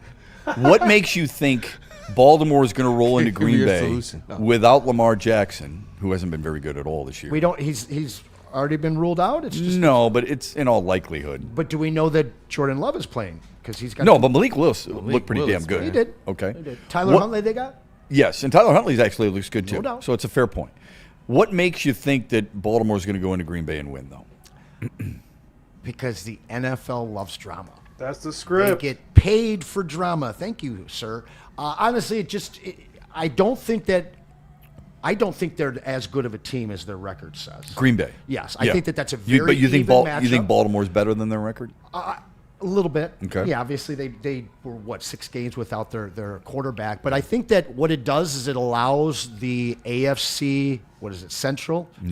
North, sorry, to be a little bit, the Central doesn't exist anymore. Yeah. It allows that to go on another week before it's decided. It allows that wild card spot in the NFC to go on another week without being decided. And it just really feels like what's going to happen from the NFL. You're not saying there's a conspiracy theory. Oh, always I say there's conspiracy So theories. how many people would have to keep quiet about this conspiracy to make Just sure the well-paid ones. to make sure that Baltimore, Just the well-paid ones. like the guys in the stripes who have second jobs? I mean, okay, so Shep, this is my thing. I don't believe that they are like deciding game outcomes, but they choreograph tempo. They are absolutely. I think they're deciding more outcomes than they're choreographing tempo. I sure do too. But I also think that you can choreograph tempo, especially in the NBA. I mean, you want the Pistons to lose, you don't blow the whistle. You want the Lakers to lose, or excuse me, you want the Pistons to win, you don't blow the whistle. You want the Lakers to win, we're at the free throw line all the time. Yeah. And I think that in football you can do a lot of that as well. That game to me just seems like it's going to be Baltimore, man. Like and what forgotten squad. And okay, so fair enough. I mean, it's possible. You know, we've seen crazy stuff happen in the NFL this year. Somebody says Malik is hurt. I think he's more likely to start than Lamar Jackson would be, but we'll soon find out as the week gets a little bit longer. What makes you think Detroit will go into Chicago at the end of the year? Ben Johnson and the Catfish. I still don't believe in these guys. They've backdoored their way into some ridiculous wins. I know they pulled it off on Saturday night. I know that he danced off with his 40-yard, rushing touchdown some months back. I do not believe. I believe that Ben Johnson is an absolutely hell of a coach. You don't like him, though. No, okay, I do not like him. That is blatantly obvious, and that's fine. I don't like him either. I don't like him. It doesn't mean that I can't give him credit. I'll give him credit. Dude, they're 11-4. I think they're more of a 9-8, 10-7 team. I think because they've got last-minute wins, is what you're saying? I think that everybody in the division right now is about that 10-7 level. I think the fact that they had the better schedule is why they are sitting on top right now versus the schedule that the Packers and the Lions got. Well, prior to the season, Chicago reportedly had the hardest schedule in the NFL. Detroit was second. Yeah, I saw that. And in hindsight, I like their schedule. I wish we had it. I don't believe in it. I think that everything will be on the Lions for the Lions to win that game. And I just don't think that the Lions saga ends this Thursday. I don't think that after this weekend, when we see all the games played, that the Lions saga is over and that we're talking about draft picks. I believe we will be alive next week. I truly do. I really hope you're right, because I think if Detroit, even if they beat Minnesota on Thursday, and just that the fact that the game is on a Thursday and there are 3 games on Christmas Day is an absolute joke, okay, to the National Football League. I'll be working. I mean, I love it. Because I'm a hypocrite. I'm gonna watch it because I love football. But if don't feed me this BS that you care about your players, because you don't. I think Green Bay's gonna win it Saturday or whenever they play Baltimore, and then Detroit's gonna go into Chicago, and you can't just say, well, we're going to play all our second stringers. I think Chicago's going to want that. I think Ben Johnson's going to want that. Anybody who thinks that they're not going to play any of their starters, I think is wrong. Well, I agree with you. I think he's going to want to make a statement, and he's going to be playing. His team's going to be playing for something. Because I think they're going to lose to San Francisco. He doesn't want to go to the playoffs 0-2 against his old team. Yeah, I think he wants to make a specific statement for his guys. No doubt. He's going to keep that proverbial pedal to the metal, because I think they're going to lose to San Francisco this weekend. I think San Francisco's pretty damn good, man. I mean, that Indy defense is no joke. They moved up and down that field like there was nobody's business. Yeah, they're getting healthy. And they're doing it with some backups along that offensive line. They're starting to get healthy. And they're starting to get healthy. They're good. Playoff experienced team, man. Bray and I were talking at the beginning of the year, like, they will be in the playoffs, and they will be a tough out, and they look even tougher now. Yeah, it is crazy that the NFC North was so good a year ago, right? I mean, at one point, we were thinking, they were projecting that all 4 teams are going to have double-digit wins. That was at one point until Chicago pooped the bed. But you still had 3 teams that were outstanding, right?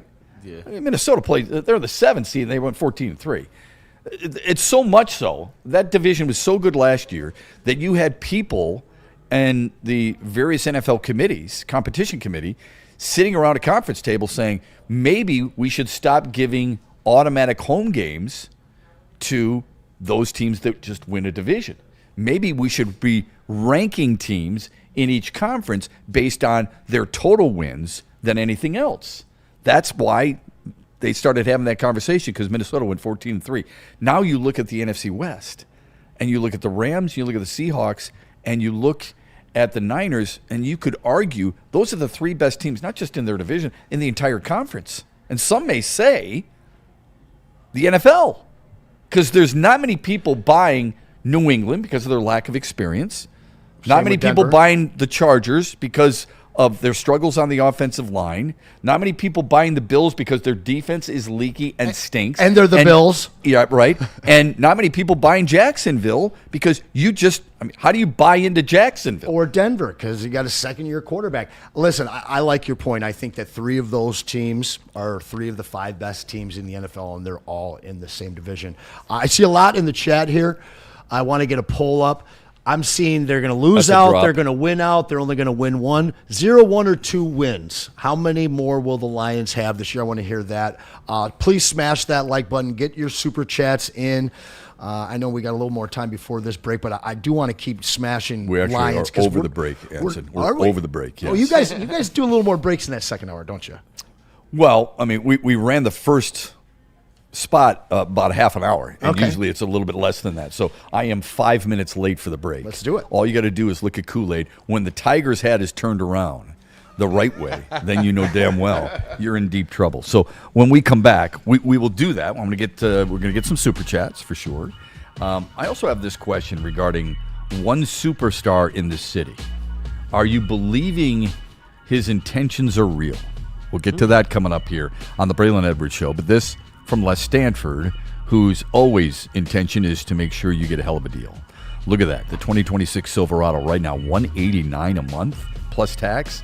How do you beat that? You can't. That's Christmas early and after Christmas, because that deal is going to still be there for you. The 2025 XT6 is only $359 a month plus tax. I sat in that car. It's beautiful when I sat at Les Stanford in Dearborn just last week.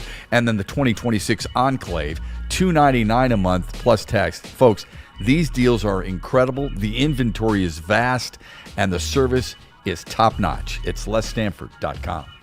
And tell them where they can take that car, Anson. Hey, you got to grind to shine in the city of Detroit. But it's real easy to make that car shine. You just head on over to Jack's, 40-plus locations all around Michigan. Free vacuums, compressed air, mat cleaning rooms. They also have 8 locations where you can get the deep clean. So look those up when you head on over to Jack's. You can find them at Jack's Car Wash. Good for you, Jack. Text WSN, that's the big deal, to 888-522-1729. Because we're giving you a free car wash, so is Jack's. Once again, WSN to 888-522-1729. Get that car wash for free. No one gives away more cash and prizes than Woodward Sports. You don't believe us? Here's our latest $10,000 winner. You know, you guys posted, hey, if you guess all this stuff right, we'll give it's $10,000. I'm like, okay, well, why the hell not? And the winning doesn't stop there. How about our Outkick Your Coverage winner? I think you won. We got Tully, everybody. This guy's got a hot girl. Bigger prizes, bigger giveaways, cash, merch, tickets, and more. All from the biggest sports network in Detroit. No one does it bigger and better than Woodward Sports. Make sure you're following, liking, subscribing on Instagram, Facebook, X, and YouTube for your chances to share in the winning. From Detroit's #1 sports network, Woodward Sports. Stop searching for a vehicle and start finding one.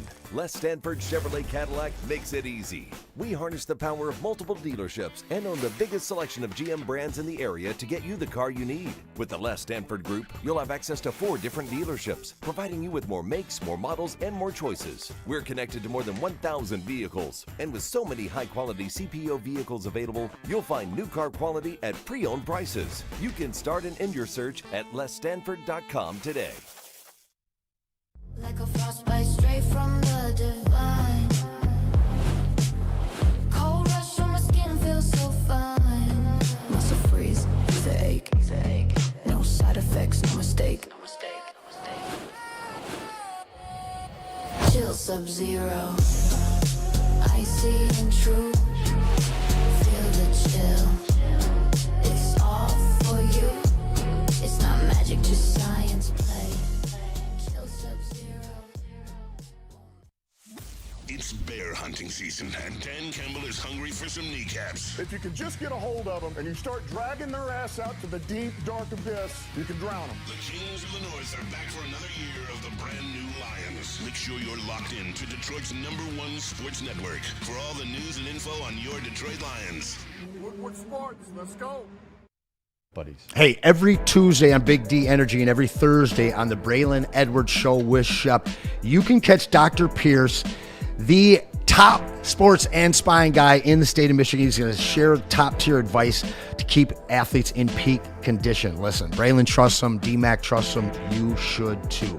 So head on over to michigansportsandspine.com or call 248-426-9944 or just tune in on Tuesdays and Thursdays and get some Dr. Pierce in your life. You got to get some buddies too, man. I mean, it's a good time right now to sit back, have a nice Sun Cruiser, vodka iced tea, and some buddies at the same time. That would be fantastic while you're watching some sports tonight. You could be watching the Wings take on Dallas and then watch the Pistons take on Sacramento, right? That'd be an ideal 1-2 punch, just like getting a buddy's pizza. Receive a free 4-square one-topping pizza voucher for every $50 gift card purchase now through the end of 2025. How do you do that? Easy.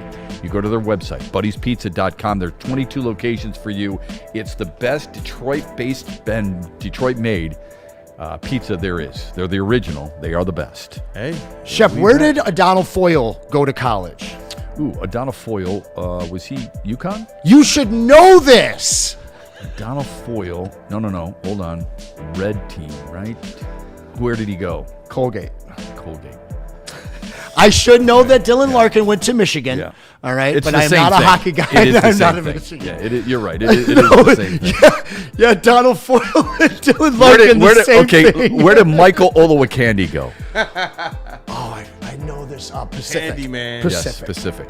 Yeah, Pacific. You know, First one of my overall pick. all-time favorites? My all-time favorite. What team did Adrian Dantley play for in his Rookie of the Year season in the NBA? The New Orleans Jazz. No, the Buffalo Braves. And who are they now? Oh, was he a Buffalo Brave? 1976. So who was- are now so the was Los Bob McAdoo. Angeles Clippers. So was Bob McAdoo and Marvin Bad News Barnes. Is there a worse franchise in the history of sports than the Clip? Considering the way they handled the Chris Paul situation, They're the worst. I don't care if they've it's made pretty trash. a Western Conference Finals like one time, or they got Paul George or Kawhi or anybody else. Bro, it's like Donald Sterling's still running that place. well, I wouldn't go quite that far. People could argue the Cleveland Browns. Don't ever plant trees. Couldn't they I argue think the Cleveland Browns? Yeah, and the Bengals, but they at least have been to some Super Bowls, eh? Yeah, I'm they sure were here some at the would Silverdome. argue the Lions. Yeah, That's I mean what I was people gonna say. people outside Detroit. Brown holes or lions. You're not making many fans today, Cam. I'm going to be honest. Yeah, no, but I think a lot of people probably agree with him. Shout out Cam. Nah, he's Yeah. right, though. He's right. So speaking of fans, the fans are going gaga over Tarek Skubal and his recent. Some people Tour. are calling it a farewell tour. I'm not going to go that far, but he did make an appearance at the Michigan State Oakland game at Little Caesars Arena. Made an appearance at the Pistons game. Made an appearance at the Red Wings game. And he made an appearance at the Lions game. So he covered all the bases. What do you think it's all about? I think he was trying to show Detroit that he can throw a T-shirt better than Tom Gores. Okay. I'm not sure he had to go there to do that, but I mean, the guy's got a cannon. He's putting him up into the upper level. Like, Tom Gores needs the cannon to do that. I've seen Tom Gores throw T-shirts by himself without the cannon. Yeah, but he was in can't L.A. get upper He was in level, L.A. It was in L.A. when I was calling the Pistons and Clippers. But still, the fact was he turned around and was throwing T-shirts into the crowd. In all seriousness, why do you think he was doing that? Because I think most fans are feeling like, yes, see how much he loves the state of Michigan. See how much he loves Detroit. In fact, Justin Verlander's brother, Ben Verlander, went out there and put that on social media and said, this guy is showing how much he loves Detroit. Detroit has to show, or the Illiches or the Tigers have to show how much they love him. He's got them. He's got fans. He's got everybody pulling in the same direction, that this was all about loving the city. And it could be, by the way, but I'm just saying, everybody's on that page. Are you on that page, and are the people in the chat on the page that he is all about loving on Detroit? This has nothing more to do than just him wanting to be here and give the opportunity to show how much he loves the area by supporting some of the local teams. In all seriousness, this is my answer. When I started at Michigan State at orientation, they had everybody at the end of the orientation, like all the the students that were helping with it, Yeah. they stood up and each one of them gave us each a thing to do while we were at state. And the last guy, he had no shoes on, just kind of a hippie, cool guy, my energy. And he's like, at some point, take your shoes off and walk along the banks of the Red Cedar. Cool. I did that my last day of school. I love that. I didn't do it until my very last day of school. Did you fall in? I can swim pretty well. Okay. But that's so cool. Yeah. But I didn't do it for 5 years. Mm-hmm. And I don't recall seeing Tarek Skubal around town.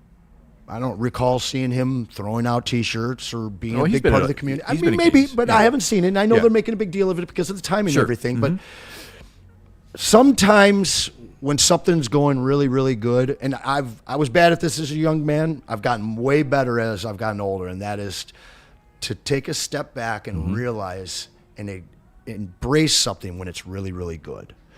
And whether they failed to make a World Series and win one here, the guy's got 2 Cy Youngs. It's probably the most popular athlete not named Jared Goff in the state of Michigan. And that's a good question. I think that he was out enjoying Detroit in the midst of contract and trade negotiations, which I don't think he quite has a full grasp on where that's headed quite yet. I think he was enjoying his moment. I would tend to agree with you. I would, because I think he's, in the period of time that I had gotten to know him, I think he is that sincere. Now, people in the chat, he has straight out said he loves the Tigers and loves Detroit. That's fine. You know what? Sometimes actions speak louder than words. And I don't mean actions by throwing shirts into the stands at Little Caesars Arena. Brandon Cat's so mad. I'm- Scuba is more popular than golf. That's a terrible take. I'm talking about him showing us how much he loves it by signing here. Okay?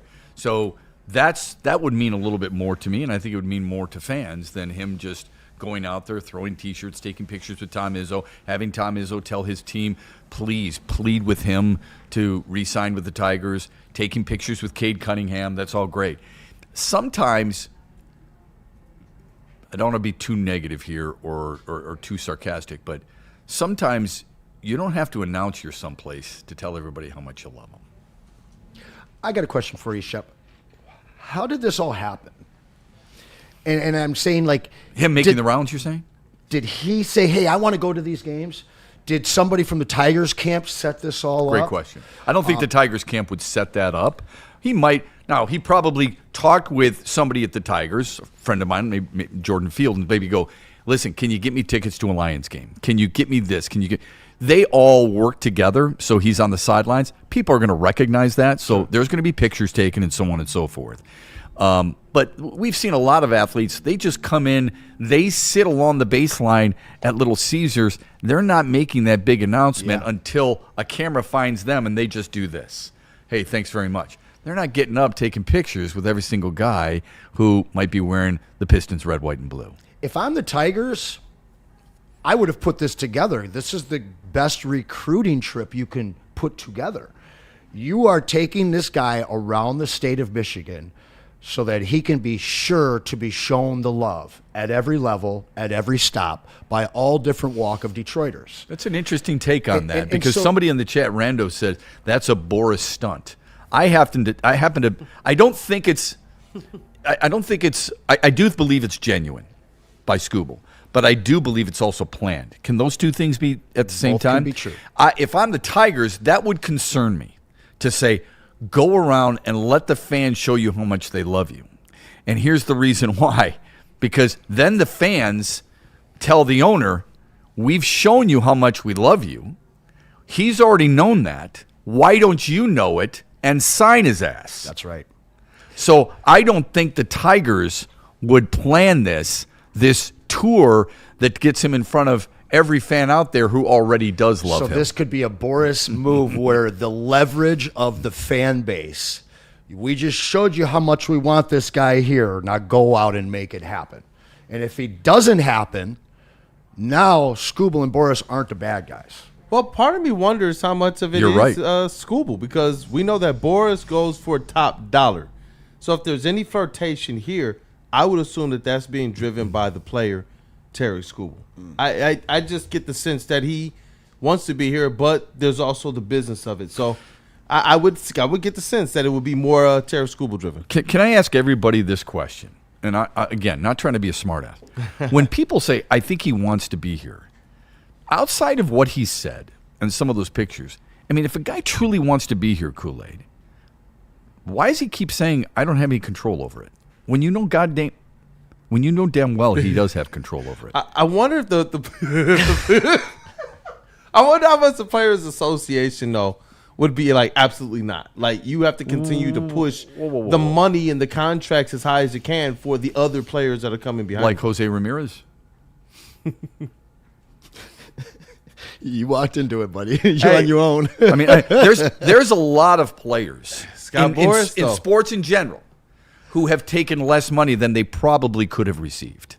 Sure. Still plenty of money. Sure. It's a hell of a lot more than we'll ever see, all four of us combined. But there's plenty of players who've done that. If you're worried about the Players Association and what they're going to say, and the Players Association is going to say, damn it, why'd you sign for $280 million? I mean, can't you be a man and say, listen, I do what I want. I do what's best for me. I do what's best for my family. This is where I want to be. Who are you to tell me where to go? Are they telling every single player where they're supposed to go? Do we think that is how much the Players Association has power over one of its superstars, and he is a superstar? Yes, sir. If you have the opportunity to go out there and get $350, $400 million, I think that's a big get. You know, I don't necessarily know what's going on, but you know, it's an interesting thing. I know is 280 a good get? Is that a big get? It's a big get, but for the nature of the position and where the sport can go and how this thing keeps growing, if I'm the players and I want more from the owners, then I want Terry Skubal to go out there and get as much as he can. Sure. I don't disagree with that. But if he goes, 7 years, 280, and he's making $40 million a year, do you think many players is going up to him and saying, hey, man, what the hell did you do that for? He looks back in their eyes and says, I get $40 million the next 7 years, brother. I've had 2 arm surgeries. Get in the batter's box. Yeah, and you're getting paid more because of what I just got paid. Yeah, and get ready for 98-mile-an-hour heater. My thing with Skubal is we've just never gotten an inkling that he wants to leave or doesn't like it here or is asking for a trade or anything else like that. So to your point, I haven't seen the definitive sign that he wants to be a Detroiter for his career. But normally guys that don't want to be a Detroiter, they might not come out and say it, but you can feel it. You can read between the lines. There's never been anything like that. He was doing he did do the tour. So before the sports thing, he did do a tour of downtown Detroit as well. And they were like, asked him, hey, have you ever tried this? Have you ever this? And it was cool to see him, like, I've never heard of that. Like, people say this and say that, which is kind of interesting because you've been here for some time. You would think some of the colloquial terms he would know. But it was interesting to see him doing that. And I know it ended, I think, somewhere at the Shinola Hotel and all that. So it was cool to see. I don't know if it's part of this whole farewell thing or if it's him making his overtures. I'm going to selfishly believe it's him making his overtures to the city of Detroit. What up, though? What? What up, though? I'm hoping. I think he's, whatever the case, whoever stirred this pot has done a masterful job of creating goodwill. All agree with. Okay? Yeah. It's created a lot of goodwill among Detroit sports fans, even if you're not a Skubal fan, which I find hard to believe, or you're not a Tigers fan, which again I think most people are. They've created a goodwill and a feeling like, yes, see, he wants to be here. I would just remind you, there's a lot of athletes who've wanted to be here, you've wanted gone because they haven't won, wanted to be here, but you wanted to trade for somebody else. So I think sometimes you got to be really careful when it comes down to the motion part of it. Ron Holland. I see what Shepard's doing. Sadiq Bey as well. Shepard's just setting us up, getting us ready for that December 26th, the day after Christmas. Terry Skubal's been traded to Woo. Well, is that the day it would happen? You know what, man? If they announced anything like that before Christmas, bro, that would be the gut punch. Absolutely not. All right, let's take a quick time out, and then we're going to get to some super chats. But first, this from BlackRock and Lady Jane's. Tell us about BlackRock, Mr. Anthony. You need that sizzle in your life. You need that BlackRock in your life. They launched a whole new menu over at the BlackRock Bar and Grill, home of the steak on the stone, the returning favorites, and that newest way to sizzle the prime sirloins. They're here to stay. It's not just a meal. It's a top rock experience. And you got all-you-can-eat platters for only $20. I didn't even know that. That's wild. All you can eat at Black Rock? All you can eat platty? That's amazing. Don't forget the holidays are upon us. Give the gift of sizzle with a Black Rock gift card. Makes the perfect stocking stuffer, just as Neil. And now through the end of the year, buy 50, get $10 in bonus bucks. And don't forget to mention Woodward Sports. You're going to get 20% off your final. You got your holiday party. You've got your holiday celebration. You got your Christmas Eve sneaking up on you. You want to look clean. You want to look sharp, don't you? Right, guys? For sure. Lady Jane's Haircuts for Men will help you with just that. They are open for your convenience, and it's even more convenient when you step in to this very clean place of business. You sign in, you sit in the chair, next thing you know, you got your haircut and you're out the door. Enjoy it. It's Lady Jane's Wicked Awesome. Planet Fitness now has even more best-in-class strength equipment. Join today for $1 down and save. We're stepping it up. We're not slowing down. Finding new faith, new focus. Love that new equipment smell. So, you in? Join the club today. Save when you join for just $1 down, $15 a month. Planet Fitness. We're all strong on this planet.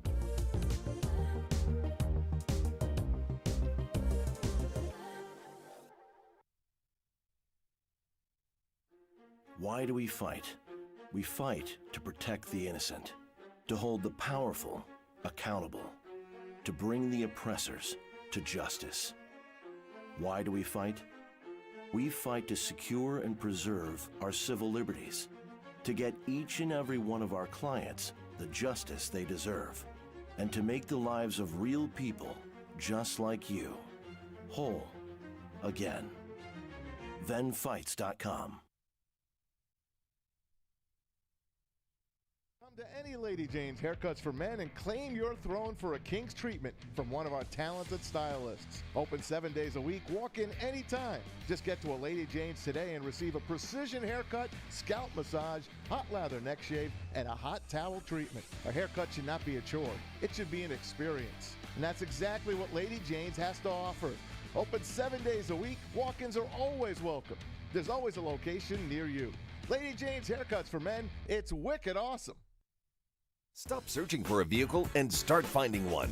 Les Stanford Chevrolet Cadillac makes it easy. We harness the power of multiple dealerships and own the biggest selection of GM brands in the area to get you the car you need. With the Les Stanford Group, you'll have access to 4 different dealerships, providing you with more makes, more models, and more choices. We're connected to more than 1,000 vehicles. And with so many high-quality CPO vehicles available, you'll find new car quality at pre-owned prices. You can start and end your search at lesstanford.com today.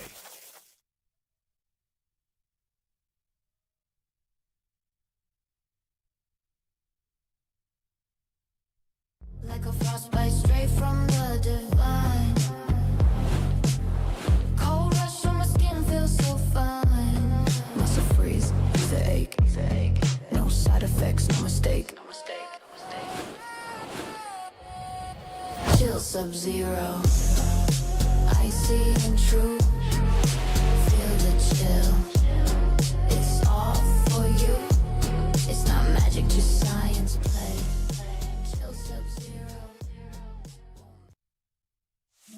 It's bear hunting season, and Dan Campbell is hungry for some kneecaps. If you can just get a hold of them and you start dragging their ass out to the deep, dark abyss, you can drown them. The Kings of the North are back for another year of the brand new Lions. Make sure you're locked in to Detroit's #1 sports network for all the news and info on your Detroit Lions. Woodward Sports. The Super Bowl parade in Detroit will be one for the record books. Detroit just does it different. Woodward Sports, your official Super Bowl or bust Lions network. Shout out to Shep, dog. I got an ad read, and I got my man Anthony in the background like, they're not eliminated. Shout out to the Lions. They're not eliminated. But you know what? This is something to take your mind off of the stress of the Detroit Lions right now. It is the Woodward Sports Wicked Pickle Open. It is the biggest pickleball event of not just the year, but of all time. In Michigan, I know that you're ready. We're about to kick off the new year with a bang, January 9th through the 11th. Friday night at 7:30, the Woodward Sports Celebrity Tournament hits the court with all 4 shows throwing down, plus local celebs, and it's all broadcast live.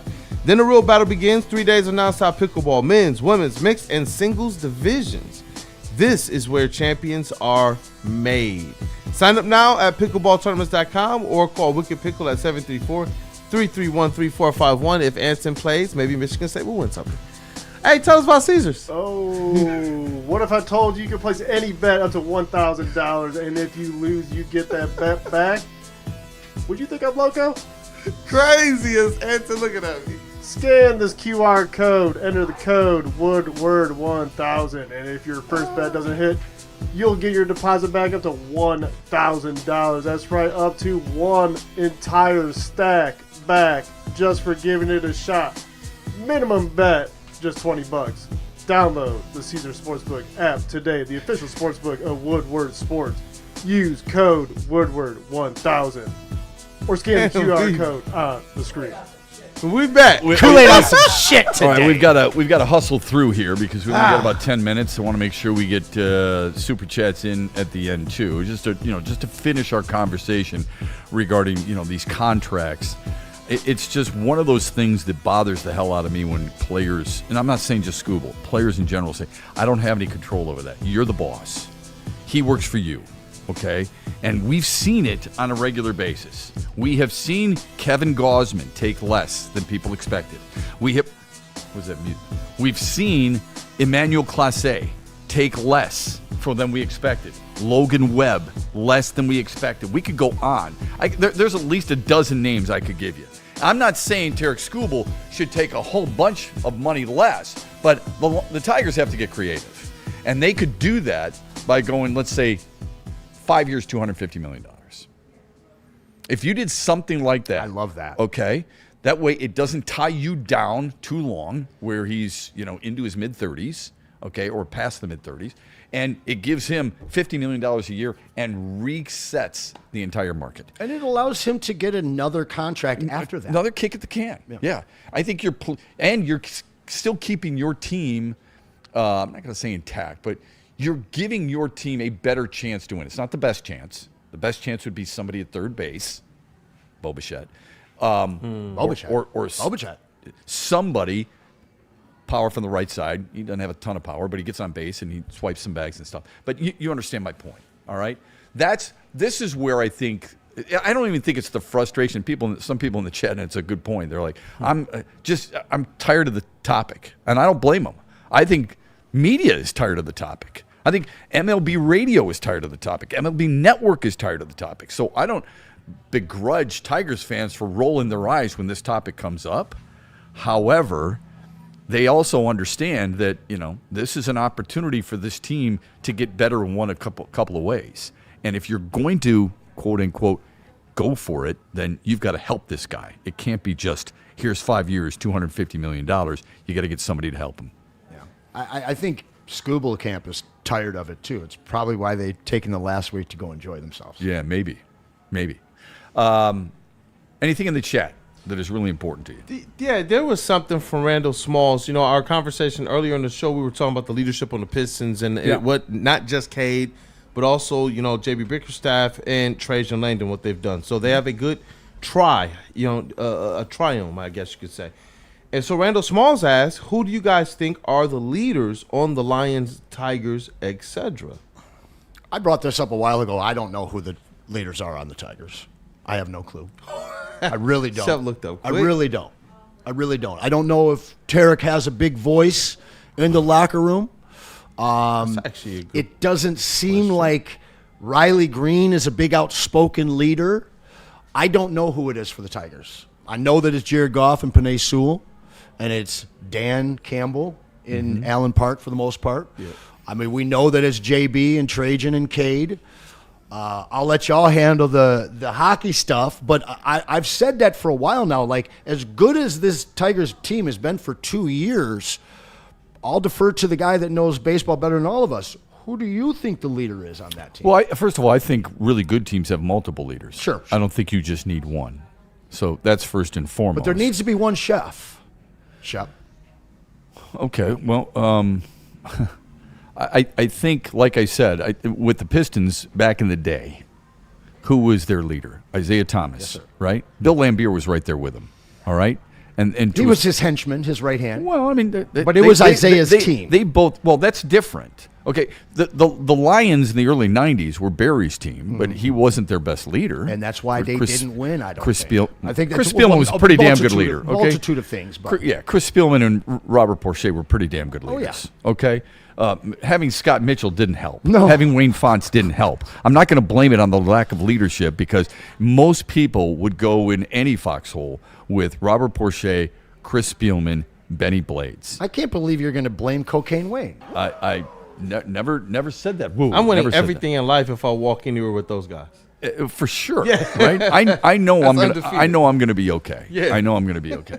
I think with the Tigers, because of their youth and because Baez isn't that type of personality, Torres to a certain extent is, and because of their youth, I think they're still to a certain extent searching for it. That's why AJ Hinch has been that guy. I would say the guys who possess that are Dylan Dingler and Riley Green, which doesn't mean they're there yet, but they possess that type of feel, if you will, from a leadership standpoint. Dingler especially, I agree with. Yeah. This is as a human being more so than a ball player.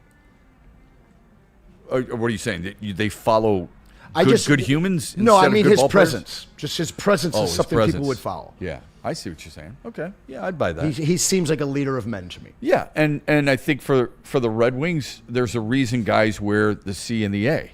Sure. Okay, it's because of their leadership. Look, when you have two Olympians, and you have two guys who played for Team USA, and one of them has won back-to-back Stanley Cups, the Tkachuk brothers, and they're talking glowingly about what a good leader Dylan Larkin is.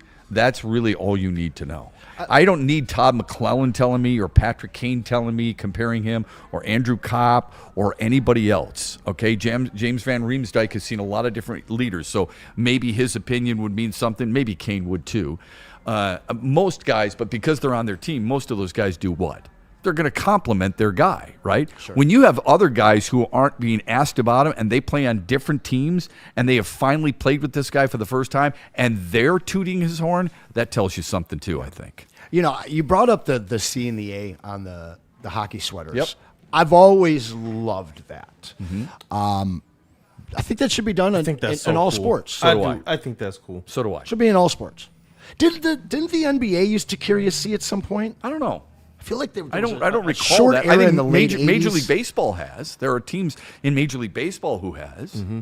Okay. I don't remember basketball. They need to do that. Because I honestly, you shouldn't wonder who the leader on your team is. And sometimes teams are leaderless. I don't think players wonder who the leader is. Sure. If they have one. I think fans wonder sometimes. Yep. Okay. And I think that if you have to wonder, it wouldn't hurt for the team to kind of help you out a little. Yeah, let me get one more thought from you, unless we've got some super chats. We got a super chat that did come in here, and it's from Maze Dup 199 super chat. Says, who's worse, Scott Harris without a third baseman or Brad Holmes without a center? It's interesting they go to center because I would probably go to defensive end before center. Yeah. Not because I'm a huge Graham Glasgow fan, but eventually, I don't know what's going to happen with Frank Ragnow. I don't know if he'd come back or not. Being that he was going to come back this year.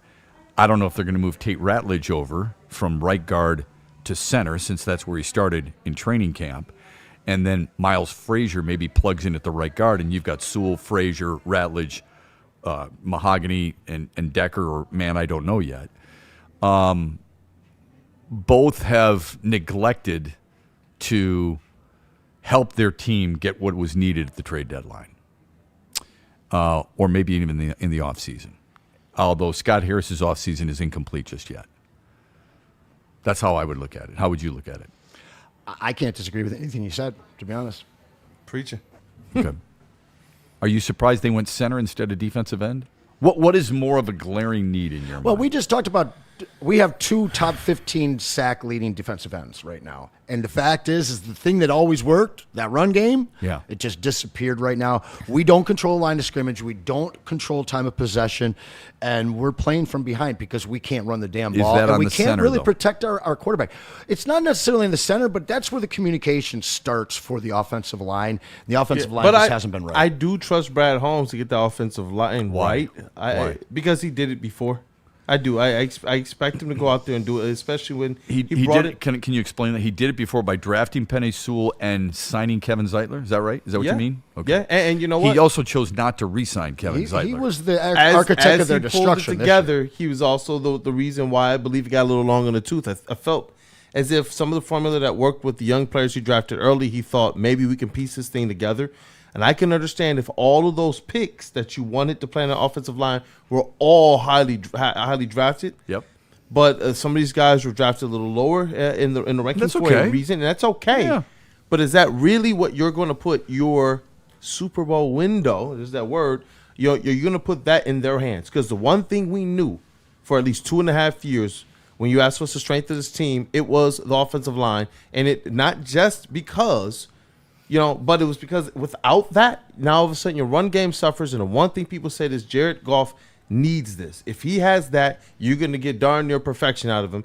And we've seen him have those streaks. We've seen him set the longest without an interception. We've seen him get his jersey in the Hall of Fame and such. So to not have that, I can understand why people would instantly believe that. Mm-hmm. But it seems like the edge position, just like the third base position with Scott Harris, has been a thing that people have actually complained about the most with Brad Holmes over a longer period of time. Now, if he lines back up to next year and this offensive line isn't getting it done, then I would even think that that's a more fair argument. Yeah, I don't care where some of these offensive linemen were drafted. Jason Kelce was a 6th-round draft pick, for crying out loud.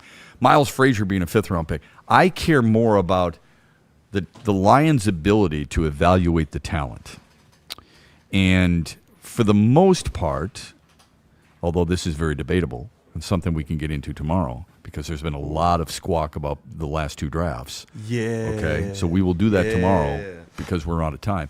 But I think for the most part, people feel like Brad Holmes is drafted pretty well. It's taken a hit a little bit with some recent inconsistent play.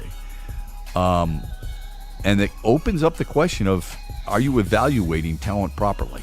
And then how much am I trusting it? Just because of Mahogany, because of Ratledge, because of some of the guys, defensive line, specifically Tyleik Williams, who I believe has just 6 tackles this year, which is sickening for a 1st-round pick. People hated Kirby for the first couple of years. Yeah. And the one thing that they have been able to do pretty much every year is down the line develop them. Hey, everybody hated Jack Campbell for a year and a half. You know what? And now everybody's saying he's a top 3 linebacker, so just be patient. These guys seem to have their finger on the pulse. I'm going to tell you something. When they drafted him, I walked with a limp for a while. Thanks for joining us here on the Braylon Edwards Show. We're back with you tomorrow. Shout out, Bray. All right? Have a great day, everybody. Don't forget the heavyweights, 5 o'clock here on Woodward Sports. Looking for your daily sports fix? Look no further. Join Braylon Edwards, the University of Michigan legend. Lofting it right corner of the end zone for Braylon, up in the air. Touchdown, Michigan! And Shep. Do you believe this comeback? Your favorite sports commentator as they tackle the hottest topics in the world of sports. Catch the Braylon Edwards Show with Shep, Monday through Friday from 2 to 4 p.m. on the Woodward Sports Network. Get ready to laugh, learn, and love sports like never before.